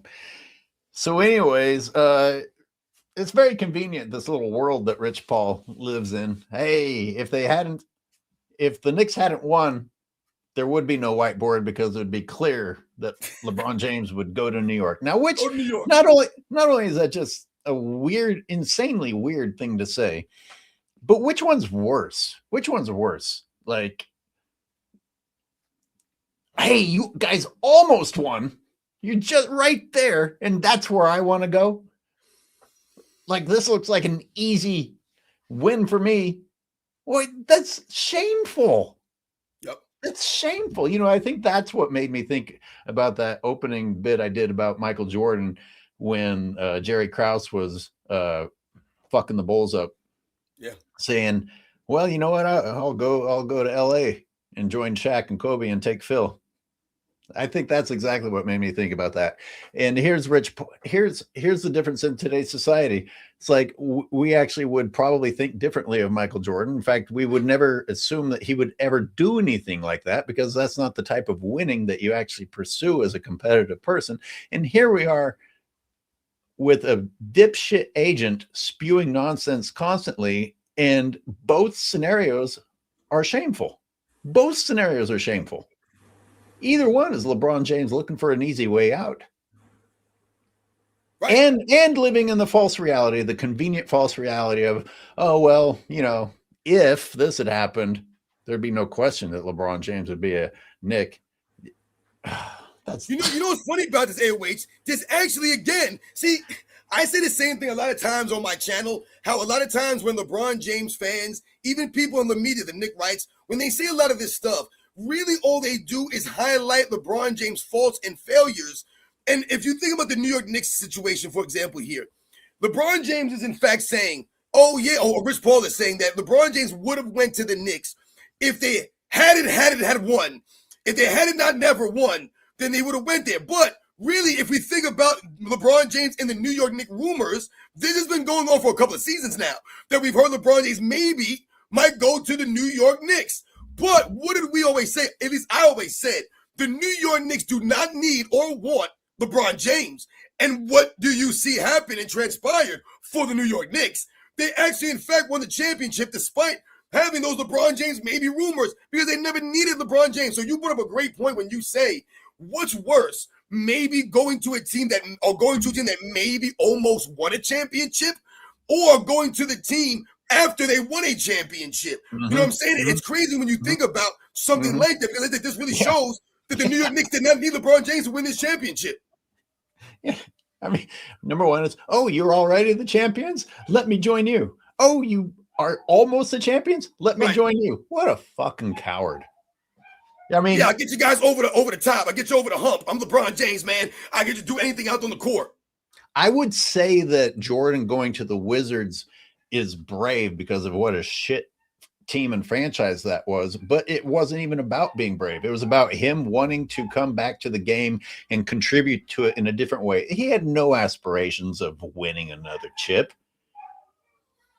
That's another great point.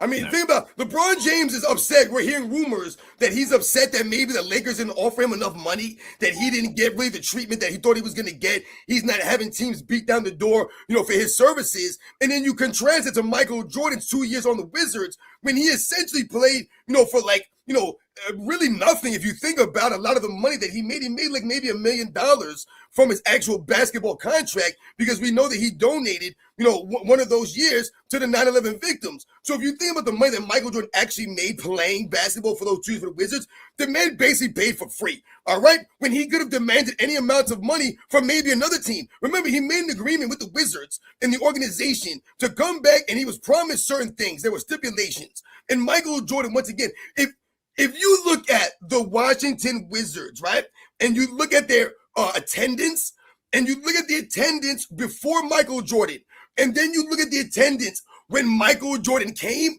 it's out of control. So what Michael Jordan did was he lived up to his end of the bargain, which was to put fans in the seats, to up the revenue of the Wizards. He did that simply off of his name, when he could have went to the New Jersey Nets, who were contenders, who were on the cusp of winning, right? He could have went to the Lakers in 2002. He could have went to San Antonio Spurs. He could have went and played with Steve Nash and Dirk Nowitzki on the Mavericks. He could have went and played with a lot of other teams during that time that were on the cusp. The Sacramento Kings could have used Michael Jordan, but he went back to the Wizards because, like you said, it wasn't necessarily about him coming back and getting some cheap championships. It was about coming back for love. Got a super here that says, I think Braun is trying to get Steph and Draymond to all retire together so they can have a joint retirement tour. Braun knows he can't go solo. That's interesting. That is. It's very interesting. Again, shout out to all you guys coming through with the supers. You guys coming through, supporting my man AOH and me. Like I said, man, shout out to my man AOH for having me on here with you guys. Joshua Mars, Game Dog, Gino Panzini. Shout out to you guys, man. 25 Vegeta. Carlos Delfino, what up? Mr. Shanny says, Uncommon Sense should have put on a laughing clip after Chinese pitiful speech. What's that? Oh, Chinny. She's one of the ESPN commentators. So she was in one of those clips that Uncommon Sense had up there. Oh, she's that black female on ESPN. She's bad, man. Chinny, I can't remember her last name is.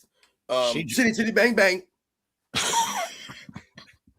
No disrespect to her, man. I don't have any opinion of her, man. Oh no, there is disrespect because she drops some terrible, terrible quotes. She's on the court payroll.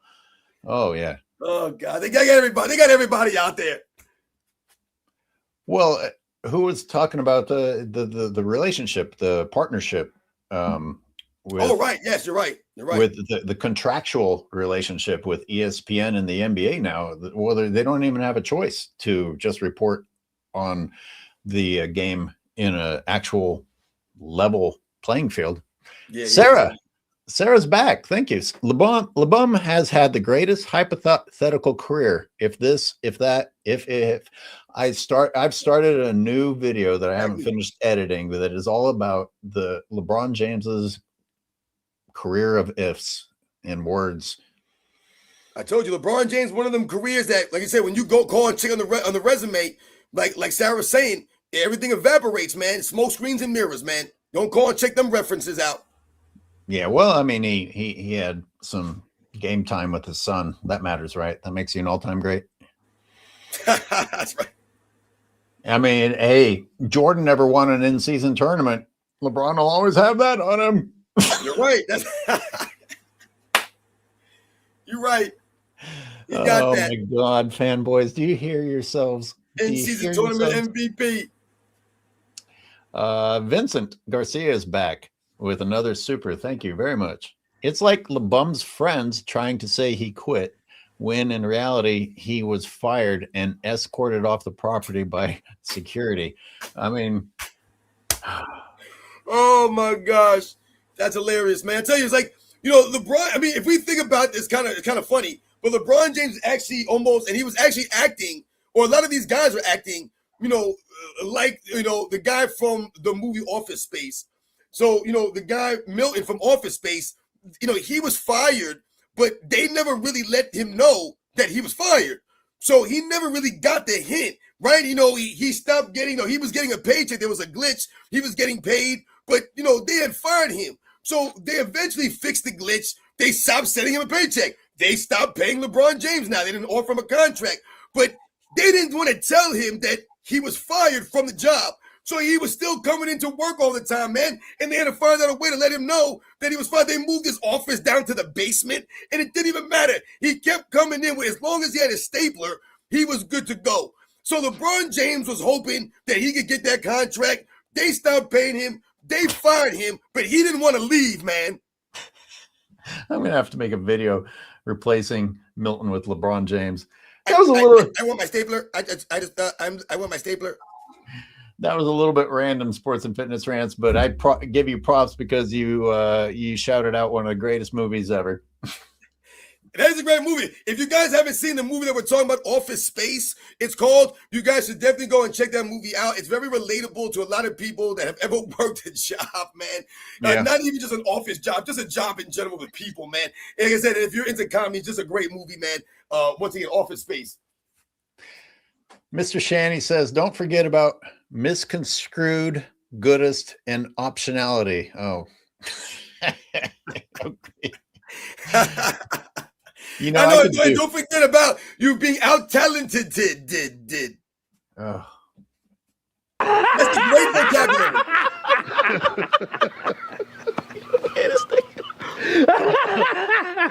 Man, it's just basketball. It's just basketball. I'm the turnover king. 5,000 and count. I like to fold super teams. I only got 4 rings. That's 3.5. Cause I'm the turnover king. Like and subscribe on the way in the door, my people. I hope you all are having truly. I'm a brother. Yo, man. I just let the uncommon thing play a little bit longer because that's a really good jam. Yo, shout out to Uncommon Sense, man, because he really got some good flavor, man. He really got some good beats, man. Shout out to him, for real. Mr. Shanny says, I like Uncut Hoops' clip from Office Space. It completely applies to Scrubnificent. What would you say you do here? I think I used that first. Damn it. I think I used that first, but I don't know. It's not about who was first, but I definitely that scene applies to LeBron James so accurately. I wouldn't be surprised if a ton of people have used it. But shout out to you, Mr. Shanny, for shouting out that quote from the movie we just shouted out. Word. I just got to say it, y'all. Where the hell the Los Angeles Lakers think they going with a bunch of white dudes? You know what? I don't feel like doing this anymore. Let's just skip past Stephen A. Smith.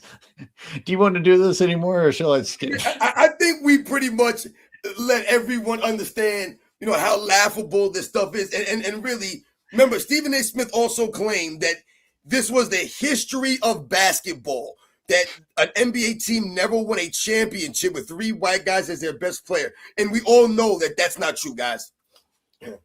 Yeah, we won't comment on it. I'll let it play through just to see if I'm wrong, because I don't think there was actually any sports analysis involved here, unlike Rick Bucher. Somebody had to say it, so I'm saying it. Woo!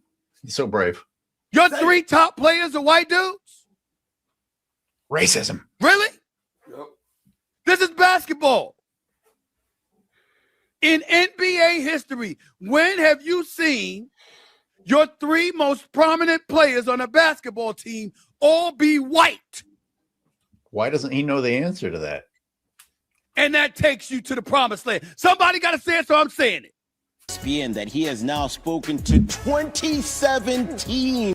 There, I kept it short, but you notice he didn't actually mention anything tangible. Anyway, 27 teams. Did you know that, Robin? Did you know LeBron James has spoken with 27 teams? Fucking That's everybody. a damn lie. Everybody wants LeBron James. Rich Paul also said on a recent podcast that LeBron would have signed with the Knicks if they hadn't won the title. I think it's difficult, right? Because the last thing you want to do is mess up something like that, right? The Knicks has a good thing going. That'll be – if the Knicks hadn't have won, there would be no board. He'd be going to the Knicks. He'd be going to the Knicks. Interesting. But the fact that they won – I always – I know we already did this. We jumped the gun, but thought that eliminated them. But the more I think about it, Rich, well, it's a player thing. He doesn't even know how to be a guest on a show. That's not where you step in, Rich. That's where you shut the fuck up. Max, the Knicks can only afford vet minimums right now. They got rid of Mitchell Robinson because James Dolan, in spite of the fact that it took 53 years for them to win a championship, and the reports are his front office wanted them in the second apron for Mitchell Robinson, refused to go there, and he signs away with the Celtics. Mm-hmm. The Knicks have their hands tied by the second apron. They need cheap contracts. The rest of the conference got better. They have gotten a little worse. Knicks are weaker than they were. By the way, do they win that game if Mitchell Robinson doesn't get that offensive rebound, right? They don't have him anymore. They don't have his backup center anymore. They've lost stuff. I think it's a little different than it was. LeBron's always judged different, though, Max. I understand what you're saying as a fan of the Knicks and as someone who has been around sports forever. But he's just always judged different, and that's a very fragile thing. And he's been a part of championship teams, and you've never been here's the thing. He's been a part of a championship team with people coming onto the team. When LeBron comes onto your team, I don't care if you just won a championship. I don't care if you've been the best player. It's different, man. His enterprise value and what he just carries is. Thank you for laughing. He's not saying anything. There's no breakdown. Like you said, there's no basketball analysis. And what's up with the damn pointer in his hand? Well, I mean, what is this nonsense? You got a pointer in your hand, dude, to point the board? You look like a fool, man. When I talk about goofs, this is what I'm talking about, guys. He's a goof. Listen to this fool. Look at him. Well, he did. I don't know if he meant to, but he admitted how much rosters change when LeBron arrives because they got to do all kinds of shit to try and create an illusion of success. It's never LeBron arrives and turns things around himself with what's already there. Everything fucking changes, including getting rid of all of your future picks, trading away your current young talent and bringing in mercenaries and people who are already established. It's never LeBron James turning around a franchise and making people around him grow. And by the way, I couldn't believe how many times they told the lie this year about LeBron James adapting his game. Somebody show me a game where you can see a difference between how he played. Right. Show me game A and then show me game B and point out where anything changes. And it's 23 years of bringing in more talented people than LeBron James and reducing them to role players so that LeBron James can continue to do the same low talent bullshit he's always done. He never changes. Everyone else has to change. Everyone else has to change because of his inability to change. And yet here we are listening to the complete opposite of the truth. All season, LeBron James was willing to take a back seat and adapt his game. And nope, he was butthurt the whole time. And he didn't take a back seat. He was a back seat. Right. It's different. And I respect the fact Mike Brown knows this. And I respect the fact that he wouldn't, and you guys wouldn't want to mess that up for the Knicks. Jalen Brunson. Stop it. Stop it. As if LeBron James and Rich Paul don't put themselves above everyone. LeBron James already, I was going to say he will sacrifice his own children. He already has. He's already sacrificed Bronny. Hey, Bronny, I got what I needed from you. Bye. Bye. Technically, we made some history. Bye. Remember, LeBron James used his son for a prop for his own NBA career. He wanted his son to prop him up in the sense that he could turn around and say, yeah, I was the first father to play with his son in the league, and I was the first father-son duo to do this. That's what he thinks is actually enhancing his legacy. It's about him, the individual, being enhanced. It has nothing to do about his son. He can give a damn about his son's career, his son's legacy, none of this stuff. He wants to use his son as a prop, and that's what he's done. When Rich Paul uses Mike Brown and says, yeah, Mike Brown knows. Yeah, what does Mike Brown know? That he don't want to coach LeBron James because LeBron James is not coachable. Mike Brown has been the laughing stock of the LeBron James fans, the media for years and years. They've always used Mike Brown as a joke of the 2007 finals. He's one of the scapegoats of LeBron James' career. When you dig through LeBron James' resume and you look through the notes that they try to come out, the narratives, Mike Brown's part of that stuff. Oh, Mike Brown was a terrible coach. LeBron never had a great coach. He never had nothing. Where was Mike Brown in 2010? Where was Mike Brown in 2009? Blah, blah, blah, blah, blah. They tear down Mike Brown in every turn. And then you turn around and say, yeah, Mike Brown knows things are different with LeBron James. Yeah, he knows the difference LeBron James brings. Oh, man. Shit, I just blinked. All right, I'll just put this back up. Jalen Brunson will literally have to pick up the phone and say, hey, man, it's no issue with me. It's no issue with me. Jalen, balls in your court. And I'm not saying I'm not saying that. What a fucking fantasy world these guys are in. He said, Jalen, balls in your court. What a lame-ass dude. That would make him make his decision. But at least it would put him on the table. Yeah, because you got to respect that. Have the Knicks called? Yeah. Knicks checked in? They checked in. Is that a flat out lie? It sounded like he sounded like he was lying. Did the Knicks call? What does that even mean? Yeah, they checked in. They checked in. They didn't check. Man, shut up. Answer the question. Why can't you answer the actual question? Right. Exactly.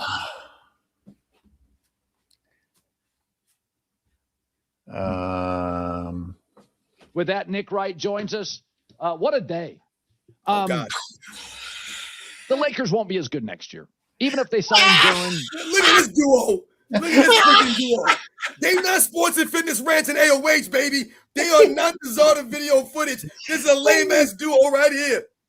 You know what we should do one time just for entertainment purposes is pretend to be like them and pick somebody and just no matter what has happened, just make up a news story. Find a way to kiss their ass no matter what.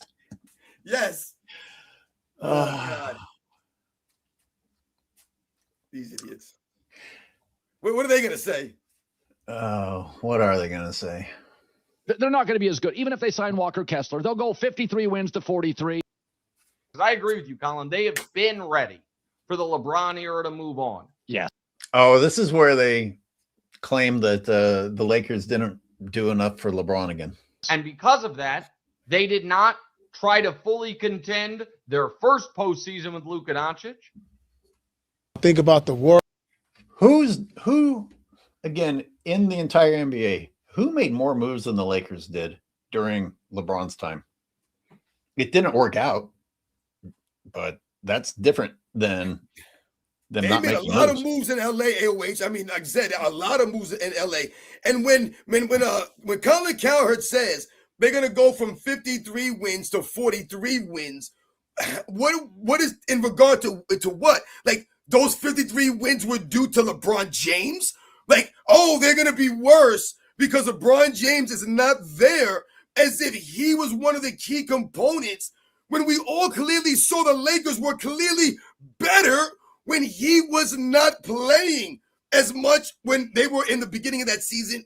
And even when they went on that winning streak, that was Luka Doncic was averaging 40. 40 the man was averaging. And we're going to sit here and act like, yeah, man, they lost LeBron James. I don't know what they're going to do. Yeah. Let me read what I have down that we didn't get to. Okay, so I don't want to spend too much time on Stephen A. Smith anymore, but just give me a number. What percent of his stupid takes is for general engagement? And what percent was specifically to help LeBron James with the distraction piece? What do people think? Smith? Yeah, Stephen A. Smith with his. Yeah, I think all of his stuff, as far as this, was 100% about LeBron James. Okay. 100% distraction of LeBron James stuff, man. Like I said, this is like Rick Bucher said. Rick Bucher said beautifully. This is Looney Tunes. Looney Tunes. And just a summary, like LeBron was rejected by New York. Right. But according to ESPN, it was his decision because he's so thoughtful. He doesn't want to mess up the chemistry of a championship team. But he would have messed up the chemistry of the contenders, the guys who made it to the finals. That makes a lot of sense. He was rejected by no team that LeBron, in my estimation, is my opinion, there's no team that LeBron James can go to. It don't matter who it is and be a starter for your team and play 30, 35 minutes like he does all these years, and you be a winning franchise. Because again, let's say they put him on the Thunder next season. Oh, LeBron signs with the Thunder. You think the Thunder got better? They didn't get better. Because now someone has to come out of the starting lineup. So now, like you said, Airways, you have to rearrange and reinvent your entire team. Now, what does the OKC Thunder look with, like LeBron James on the court, goofing your team up? Is he going to enhance their defense? No, he's not. So now your team went from one of the great defenses. Now your team is taking a big hit defensively. Again, he's taking 17, 18 shots a night from some of your other players, and he stunts the growth and development of the younger talent. If you put him on a young team like the Spurs, all of a sudden, people are, oh yeah, he gonna make Wembanyama look great. That's what he was supposed to do for Luka Doncic. He was supposed to enhance the young Luka Doncic, show him the way, show him how to be a pro. But all he got was the blame. He was also supposed to have changed things for DeAndre Ayton. Like, oh, is DeAndre... And whether you think DeAndre Ayton performed well or not, all I know is that DeAndre Ayton, like most players, is in a worse place after being with LeBron James. So whatever happened to making people better? Everybody leaves depleted and with their career hanging by a thread after LeBron James. Right. Exactly. I'll read a little bit more here. So he was rejected by the Spurs, but they claim that was his decision. He did not get an extension offer from the Lakers last year, and he spent the whole year, he and Rich Paul, complaining about it and sneak attacking the Lakers and trying to make them feel shitty about it. The contract that he and Rich Paul tried to pressure into existence with those tactics never came into existence. And yet here we are listening to a story that LeBron James left LA. by his own free will. I mean, what fantasy land are you fanboys in? How fast did the Lakers pull the trigger? I already mentioned this, but how fast did they pull the trigger on all those moves that they obviously were already planning on making? Exactly. LeBron's corner has argued. I guess I should put my face on the screen again here at some point. I love that shirt, though. It's a good shirt. It's not about the money. He just wants to play and contend, and he wants to play with his son. He wants to play with his son. It's not about the money. And yet, he desperately wanted a max contract and demanded a max contract, and the Lakers had to provide an explanation as to why he shouldn't take a max contract if he was going to stay, and anything else would be disrespectful. Well, here we are, LeBron James leaving, not going to get max money, but also leaving his son behind. What happened to the family values, man? I can't believe anyone buys the family values man story. Crap. It's crap. A little bit more soundbite-ish. What's happened to our society that people are impressed by empty words? Like Rich Paul will say a whole lot of nothing. Nothing. Like people understand that nothing came out of his mouth. And what are you pointed out? Michael Jordan is the best player I've ever seen, but LeBron James is the greatest player I've ever witnessed. And was that who said that? Yeah, what did Dwayne Wade say about watching Michael Jordan and seeing LeBron James? Some nonsense. Yeah, once again, they're always trying to spin some, explanation for LeBron James to be in this conversation with Michael Jordan, which really shows and proves to you that he's nowhere near being in the same conversation as Michael Jordan, because they got to spin all this stuff and say all these weird sayings that don't even make sense. Or just elongated sentences that don't actually mean anything else, such as, he's the greatest player I've ever seen on God's green earth, or the greatest player who's ever laced up a pair of shoes. So how many different, are these different people, or is it all still the same greatest person? Right. I heard Kendrick Perkins the other day, I think this was yesterday on ESPN. I saw a clip of him talking about LeBron James possibly going to the Sixers, right? And he talked about what LeBron James can do to improve the Sixers. And he actually said, Kendrick Perkins, where LeBron James going into year 24, when we've been witnessing all this crap over the years, he actually said with a straight face, yeah, and LeBron James can still guard 1 through 5. LeBron James can still, he said still guard 1 through 5 in year 24, when we just heard them the other season when the Lakers lost in 5 to the Timberwolves. Kendrick Perkins, in fact, said what? Hey, man, LeBron James can't be down low against Rudy Gobert and Julius Randle all game long. He can't do that. But you just said now, 2 years later, he can still guard 1 through 5, but you were crying about him guarding Rudy Gobert a couple of years ago? This is insane. This is insane analysis. This is Looney Tunes, like Rick Bucha said. LeBron guards 0 through 0. It's all hypothetical. We don't know who he guards. Can still guard 1 through 5, he said. This is insane when the man can't even get across the half-court line. Come on, Kendrick Perkins. Yeah, and these are subtle. These are details that are intentional and damaging when he says still, because if you're someone who's easily influenced and doesn't know any better, you're like, oh, wow, so he's been doing it all this time? Nope. Mr. Shanny says, that's where you're wrong. Sports and Fitness Rants. The next step in Scrubnificent's walk of shame is to be forced to come off the bench if he wants to play. Yeah. Will he do that, though? That's the only way it's going to work. I told you. He ain't going to be no starter nowhere. He's done. I want him and Podcast P and Draymond Green. And who else should we put on that team? What's the shameful 5 that should all go together? Oh, James Harden, absolutely. Oh, yeah. Okay. Yeah. Absolutely, James Harden. Put Joel Embiid on the team. They don't play with Joel Embiid. Put that big goofy bastard out there, Joel Embiid, man, because he ducks the smoke like LeBron James ducked the smoke. He frail as hell. He be flat. Joel Embiid actually might be the biggest flopper in the NBA when you think about the size of him, right? He's much more of a flopper than SGA, guys. Watch Joel Embiid play basketball. That man lives on the floor. Wow, that is a statement. That's a statement. I said it. Wow. I said it. Fully contend their first postseason with Luka Doncic. Think about the Warriors. I'm like, I cringe a little bit. I can't remember why I included this, but we're gonna find out. Why do you cringe at the It's Warriors? because like now it's just like, man, come on, how many like Hall of Famer superstars you want to team up with? Yeah. at this stage? That too, that part of it. You know, Fucking 80 years old though. like I get it. 80. He's 80 now. He's 80 years old, bro. When See he what I'm was- saying? I told you, LeBron James been 40 since he's been 35. And when he was 22, they say he's 18. Oh yeah, LeBron James, he was leading the Cavaliers. Yo, one dude said on the clip that was sent to me on Instagram that LeBron James led the Cavaliers to the finals at 19 years old. He literally beat me to it.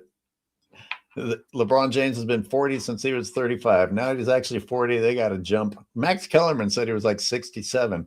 Now this guy's saying he's 80. It's like he's 80, bro. You know what that is? That's an excuse for LeBron James to play with whoever he wants to, ask for whatever money he wants to, go anywhere he wants to. So what does that mean? There's no standard for these LeBron James fans. They don't give a damn. Even Paul Pierce, who I've had problems with over the years, is sitting there saying, come on, man. How many guys you got to play with, dude? This is getting insane. If I recall correctly, though, he kind of like falls apart here. He says some stupid shit. It's still like it starts to turn into like a WWE type shit. Yeah, you know what I'm saying? It's a showmanship. Like why we don't need a to do that. spectacle. Okay, I see what you're saying. You know, it starts to turn into that. Got Because you. you guys I aren't hear going to you. win. I hear but you. you guys are two of the. But this is part of the problem with, I think it's mostly fanboys. I don't know who else is getting on board with justifying everything that happens in the NBA, including flopping with, well, it's entertainment. And now you're trying to justify that the game of basketball itself doesn't even matter anymore, as long as we think it's funny to see a collection of all these old dudes together. Well, they're not going to win anything, but like as Colin Cowherd would say, I find it fascinating.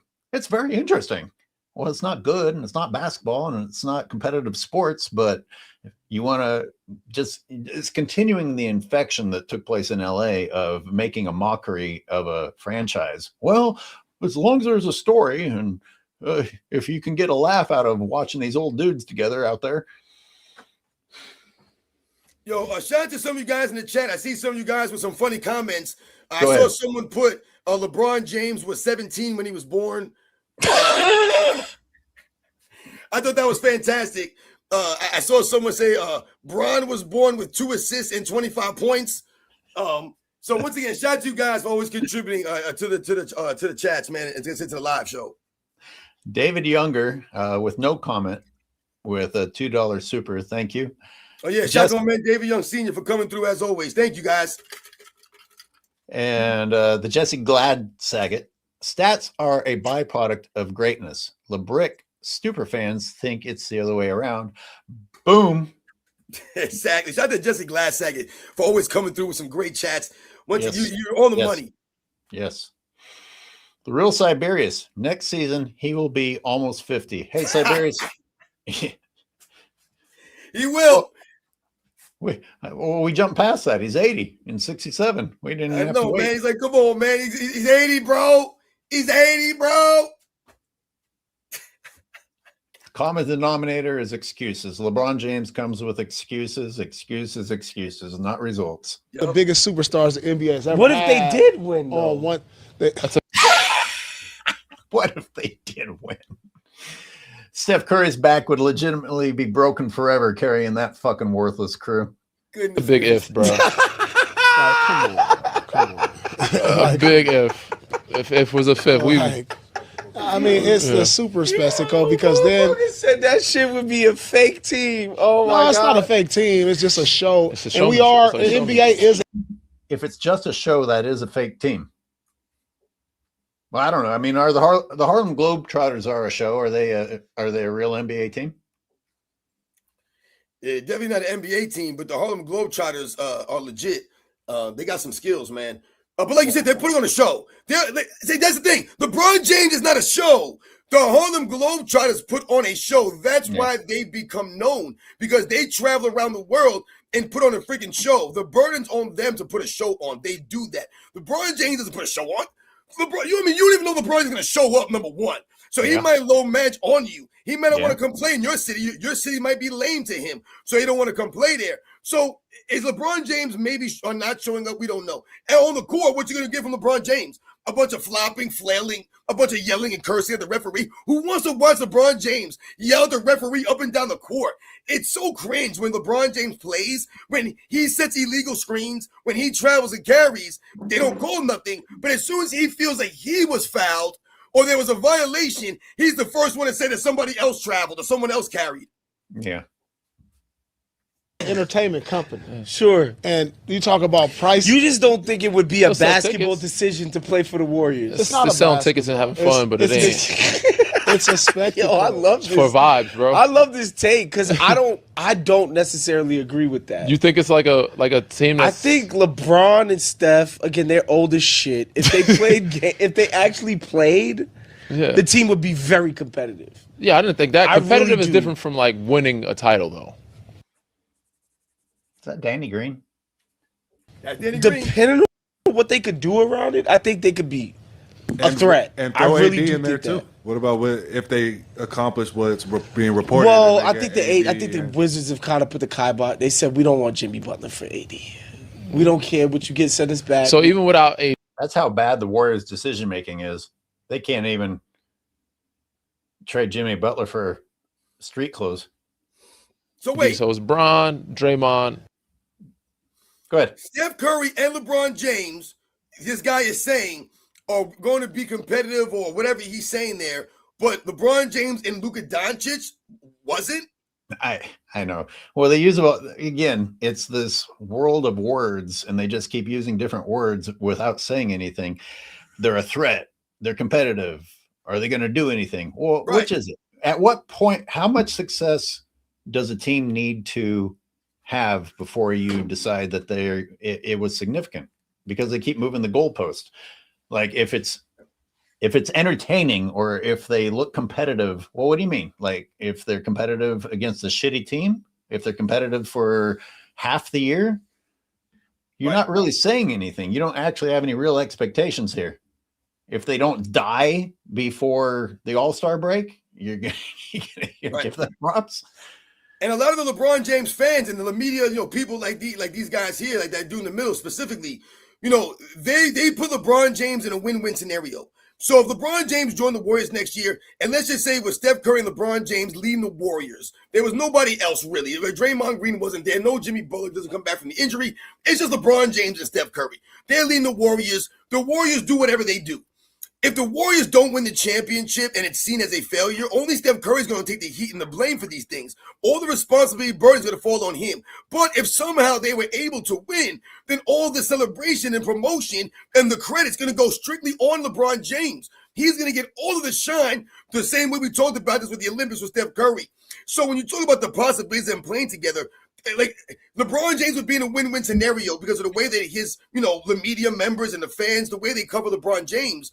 He'll get all the credit, none of the blame. And if something doesn't work out, they'll say, what? Hey, man, he's 43, he's 49, he's 48. All of a sudden, he's 70 years old. So they have a built-in excuse. I don't know how many people remember or watched my Olympics breakdowns, but God, picture LeBron and Curry. In what way is it good? Because if you look at the Olympics, see these guys, these analysts, like you say, because we came home with the gold, which I'm not so sure we legally came home with the gold. LeBron certainly didn't deserve the MVP, but that didn't matter. They just brushed that under the rug. But LeBron James's contribution was needing to get bailed out. Like he didn't do anything. Steph Curry pulled miracles out, miracle shots. LeBron James wasn't doing fucking shit except for walking toward him and bringing the defenders over. Like LeBron James was looking like he had no basketball IQ whatsoever on that basketball court. And getting away with he was calling for the ball. Meanwhile, Steph Curry's in the midst of putting on a show, and you got LeBron James over there like, yo, man, pass me the ball. Man, just get out the way, man.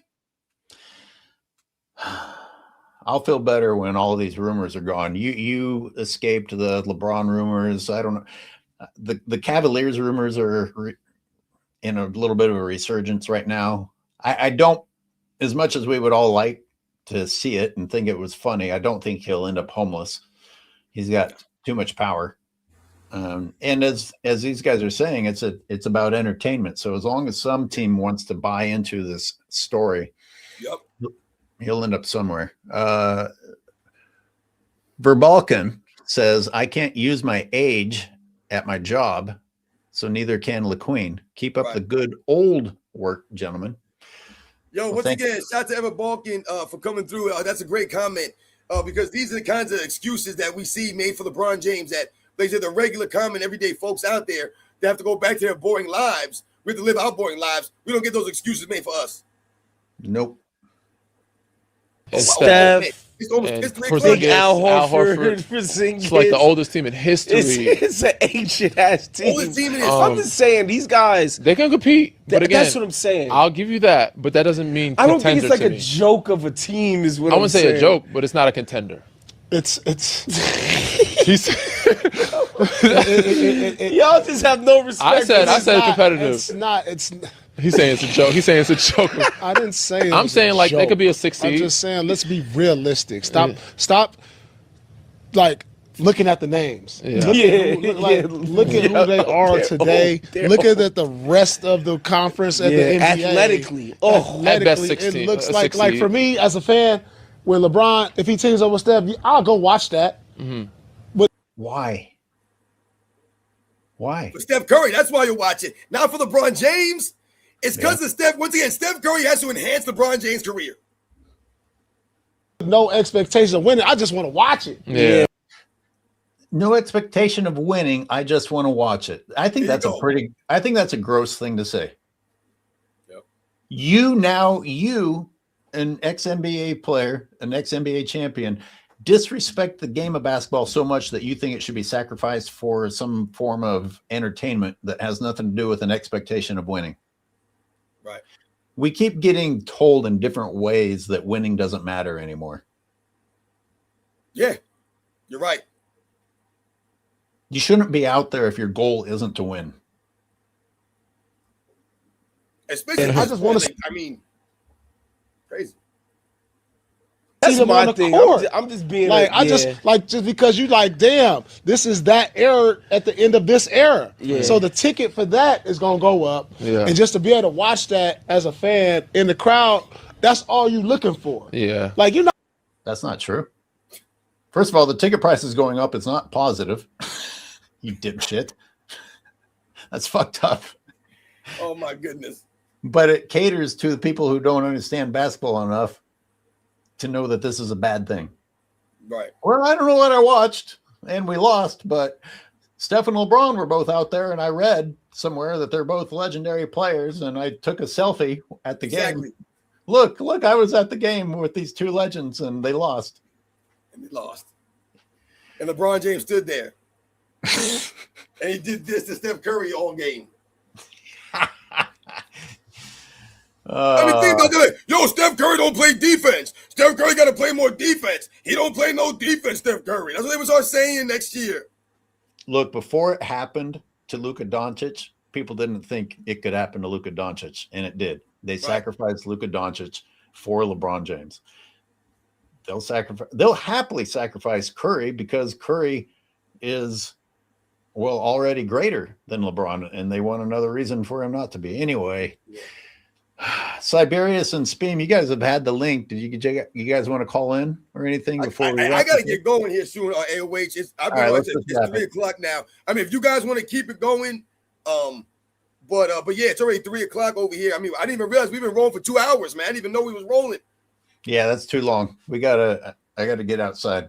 I'll let you have the closing statement. Well, I didn't want to stop you guys from I gotta continuing the live. My fault, man. LH. But I got some things I got going on in a little bit. And like I said, I didn't realize what time it was. So I didn't want to, keep my man the Real Side Beers or Speed from coming on and hanging out. Well, it was a full show, and this is why we don't have time for a lot of callers. So I certainly appreciate you being here. Thank you for being the energy, the hype man, as somebody said. Thank you, everybody who gave supers, and thank you, everybody with the other messages as well. We appreciate your engagement and your support. And Sports and Fitness Rants, closing statement is yours.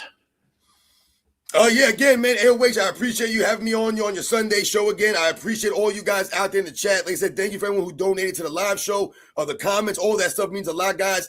I hope you guys continue to have a great rest of your weekend, a great Sunday. Don't forget about my man Airways merchandise. You guys see what it says on the screen, on the shirt, and you guys know the deal, man. I'll catch you guys on the next one. Catch you on the next one.